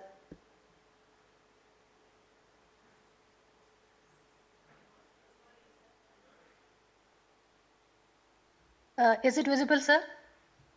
Yeah, visible. Please put it in the slideshow mode, please. Yes. Okay, sir. Good evening to all. My name is Dr. Chanchuk Lamo, working as a scientist at ICR Kazri Regional Station Leh. So the title of my presentation is Solar Drying of Urtica and Effect of Drying on Physicochemical and Functional Properties of Urtica Powder. So Urtica is a perennial plant found in the high altitude of around 3,800 to 5,100 meters above mean sea level. It is a wild crop in Ladakh, and traditionally it is being used as a vegetable, and it is also having medicinal importance as it is used for curing cold, cough, and rheumatism. Local used to collect its tender shoot and leaf in the month of May to August. Then they usually shade dry it for further consumption during the winter season. So considering the potential of solar energy in Ladakh, we have developed a polycarbonated solar tunnel dryer, and we have compared Urtica drying in this polycarbonated solar dryer with the traditional drying in room condition. So in methodology, we have collected Urtica from Khardong La region in Ladakh on 15th of July 2024. It is at an altitude of 4,648 meters above mean sea level. Here, the tender leaves and shoots were collected. So these are the three types of drying method we have used. First one is solar tunnel dryer, which where the cladding material is polycarbonate. And second one is a batch dryer in the Kazri dryer, which was developed at Kazri Jodhpur. Here the cladding material used is a glass. And third one is traditional drying under shade condition. After drying, the dried leaves were grounded to powder form and further analyzed. So here in the drying curve, we can see that the initial moisture contained was 79.8%. And with the tunnel drying and batch drying, a constant weight was obtained within 7 hours of drying period. While for the shade drying, it took around 3 days for the product to come to a constant temperature. So further physicochemical analysis was done, and the point to be noted here is that the protein content was quite high in this product, and it was highest retained in tunnel dried, which is 44.97% of dry mass basis, followed by in shade drying, that is 34.09, and then in batch drying. Here the color difference, the color deterioration was highest found in the batch type of dryer. That is due to the cladding material of glass which we have used. Next, in biochemical, bioactive and nutritional properties, we have studied the total phenolics, and it was highest found in the batch type of dryer. Please come to the conclusion, Lamo. Yes, sir. Come to the conclusion. Yes, sir. Just concluding, sir. And the chlorophyll was better retained in tunnel dryer, followed by shade drying than in batch drying. And beta carotene was best retained under shade drying. So coming to the conclusion, the drying time was less 7 hours in solar tunnel dryer and Kazri dryer as compared to 3 days under traditional shade drying. The protein content was highest in case of the tunnel dryer. Overall, the solar tunnel dried Urtica samples exhibit better potential in terms of drying time and retention of nutritional properties. Okay, what was the time that you conducted drying experiment there? Which month? Yes, sir, it was conducted in July, sir. What was the average temperature there that time? Sir, day temperature was around 27, 25 to... Yes. And how much more higher temperature you achieve in your that different drying systems? your tunnel dryer and that cabinet dryer? Yes, sir. In tunnel dryer, the temperature gradient was maximum of 30 degrees, sir. 27 to 30? Sir, temperature gradient was 30 degree Okay. maximum. Maximum. But you could have even got more temperature, at least 8 to 12 degrees centigrade is expected to be more in your cabinet or tunnel dryer. Sir, the gradient is 30. That means if the outside temperature is around 25, the inside temperature was in a polycarbonated soda house. Okay, okay. Good, Yes, good sir. work. Thank you, thank you. Okay, thank you. Thank you, sir. Anyone else online? Arul Mari? Yes, sir. Okay. Am I audible, sir? Yeah, you're audible, please. Lamo, please unshare yourself. Okay. Yes, sir. Yes. Arul Mari, please share. Yes, sir.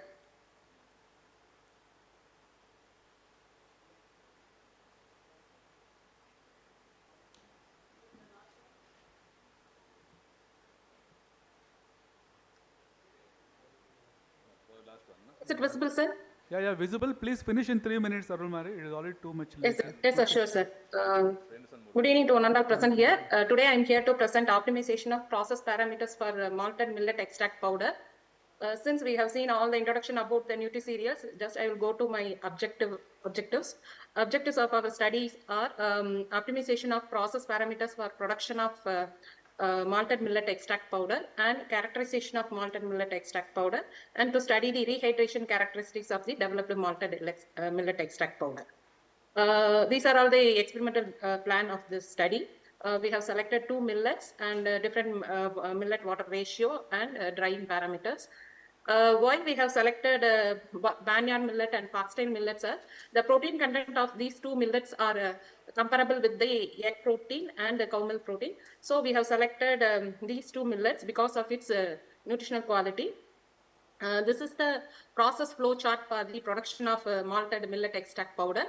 So this is the production process. Initially, we have procured MDU1 variety of barnyard millet and Co3 millet from our farm. And then the raw millets are cleaned and graded for the millet extraction process. Here we have faced one challenge during sprouting.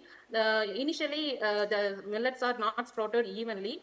This is because of this millets are having one gloomy layer which prevents the germination of the millets. So we have to give some pre-treatments. So there are different pre-treatments are there, and we have chosen intermittent water replacement pre-treatment removing the gloomy layer. So after this treatment, the sprouting has been carried out for 36 hours. After sprouting, the millets are tray dried at 50 degrees Celsius for 12 hours. Then dehulling was carried out. After dehulling, the millet rice are roasted at 70 degrees Celsius for 2 minutes. This is done in order to enhance the flavor of the final product and also to increase the keeping quality of the millets during storage. And then wet grinding was done with a different water millet ratio. Then the extract is collected using muslin cloth. Then before going for spray drying, sensory analysis was carried out with different malted millet extracts. That is, in sample A, we have chosen 75% of foxtail millet and 25% of barnyard millet, along with the sweeteners and flavoring agents. In second sample, 50-50%, and in third sample, 75% barnyard millet and foxtail millets. Among these combination, the combination A, that is 75% foxtail millet and 25% barnyard millet has the overall acceptability. So this malted millet extract is chosen for spray drying. So during spray drying, we have used the response surface methodology for optimizing the process parameters. Now please conclude. Please conclude. Please conclude. Please conclude. Yes, sir. Yes, sir. So this is the physicochemical properties of the optimized malted millet extract powder. If you see the moisture content and water activity, the moisture content is below 4% wet basis, and the water activity is around 0.29. So this powder is microbiologically safe, and it can have a longer shelf life, and in biochemical parameters, the protein content of the powder is around 12%. So in conclusion, actually the Vineyard and foxtail millets are selected because of its nutritional quality, and then the optimized conditions for production of malted millet extract was 75% foxtail millet with the 25% Vineyard millet with the spray drying conditions of 160 degrees Celsius with 3 ml per minute flow rate, has best acceptable powder. Being in powder form, it has a longer shelf life when compared to the millet beverages and other raw millets, and it can be digested easily. So this Okay, this thank can you, be thank used you. as the best alternative for vegans and lactose. Thank you. Please rewrite your conclusion, and there should be only 2 or 3 conclusion, and you have given lot of conclusion. Just reply, how much time, energy and cost are involved when you are processing from raw millet to the malted millet powder? There are a lot of involvement of time, energy and cost. Have you calculated it per kg of your malted millet powder? Yes, sir. But raw millets are No, sold per at a kg price of of malted kg millet 120 powder, rupees. how much time, cost and energy are required? You please calculate systematically. We do Yes, not sir, have yes, much sir. time. Yes, sir, yes, And sir. foxtail millet is not only considered for their nutritional quality, they give better texture to the product also. Yes, sir, yes, sir. Okay, thank you. Thank That's you for why your we have presentation. increased the. Okay. Yes, sir. Thank you. Thank you. Thank you, sir. Anyone else is there, offline or online? Now, before we conclude, last time I'm asking, anyone else is there? Number one. Number one. I think Enzyme assisted extraction I think of Vixen from non-native foods. Not audible. Anyone else is there? आलू कोई है ना? Miami. Miami, Yes, sir. are you there to present? Yes, sir. I'm there to present. Now, what is your name of this one? Enzyme assisted extraction of Vixen from Vixen Orlina seeds. What is not audible? Okay, please present in 2 minutes, please. Yes. Okay. What is the title? चलो कोई बात नहीं, I have दे देते हैं.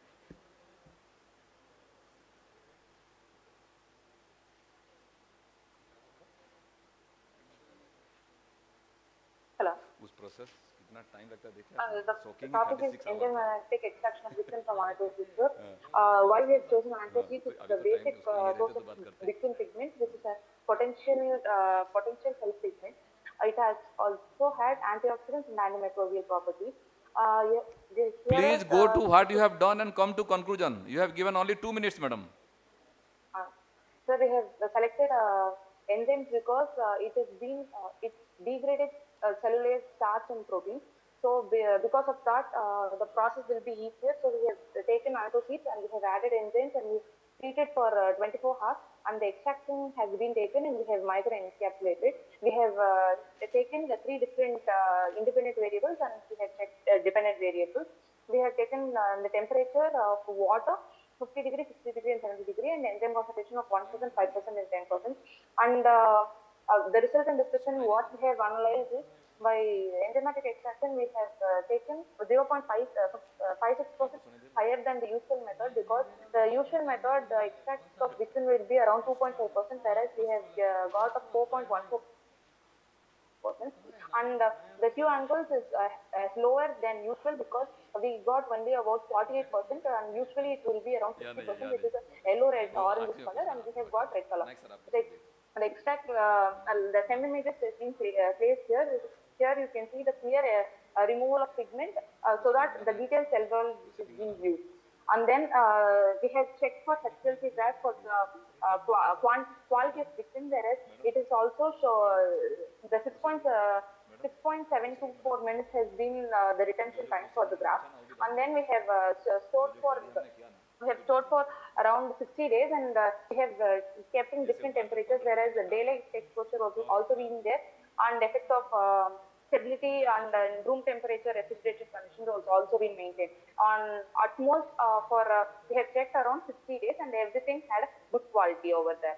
The conclusion we have checked out is cellulose enzyme at 10% concentration at 50 degree Celsius yield is higher most, which is around 4.14%, and which has been higher than the usual And addition of enzyme did not affect the purity of bricks in Tuzer, and it is also eco-friendly extraction techniques and exploring different methods rather than the old method. Thank you. And who are the authors of it, and what is your full name? My full name is Mayammal. Huh? Mayammal. Lot number 1. Sudha P. Sudha P. Acha, Sudha P and okay, thank you. Yes, sir. Okay, thank you, madam. Thank you. Okay. Thank you. So hopefully we here conclude the presentation from all the speakers. Nayak ji. Okay, the time allotted to us was 8 p.m. and then we are stuck on to it. So out of 21, there was totally 10 presentations, 6 offline and then remaining online. Thank you very much.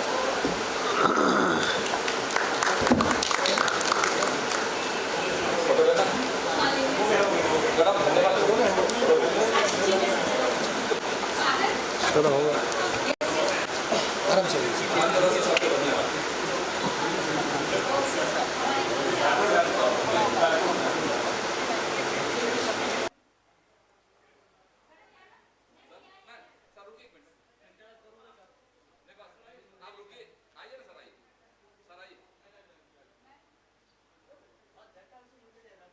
Rao sir आइए ना Patel sir Patel जी आइए ना Patel sir आ जाओ सब लोग आइए सब लोग आ जाइए आओ जितना लोग है आ जाओ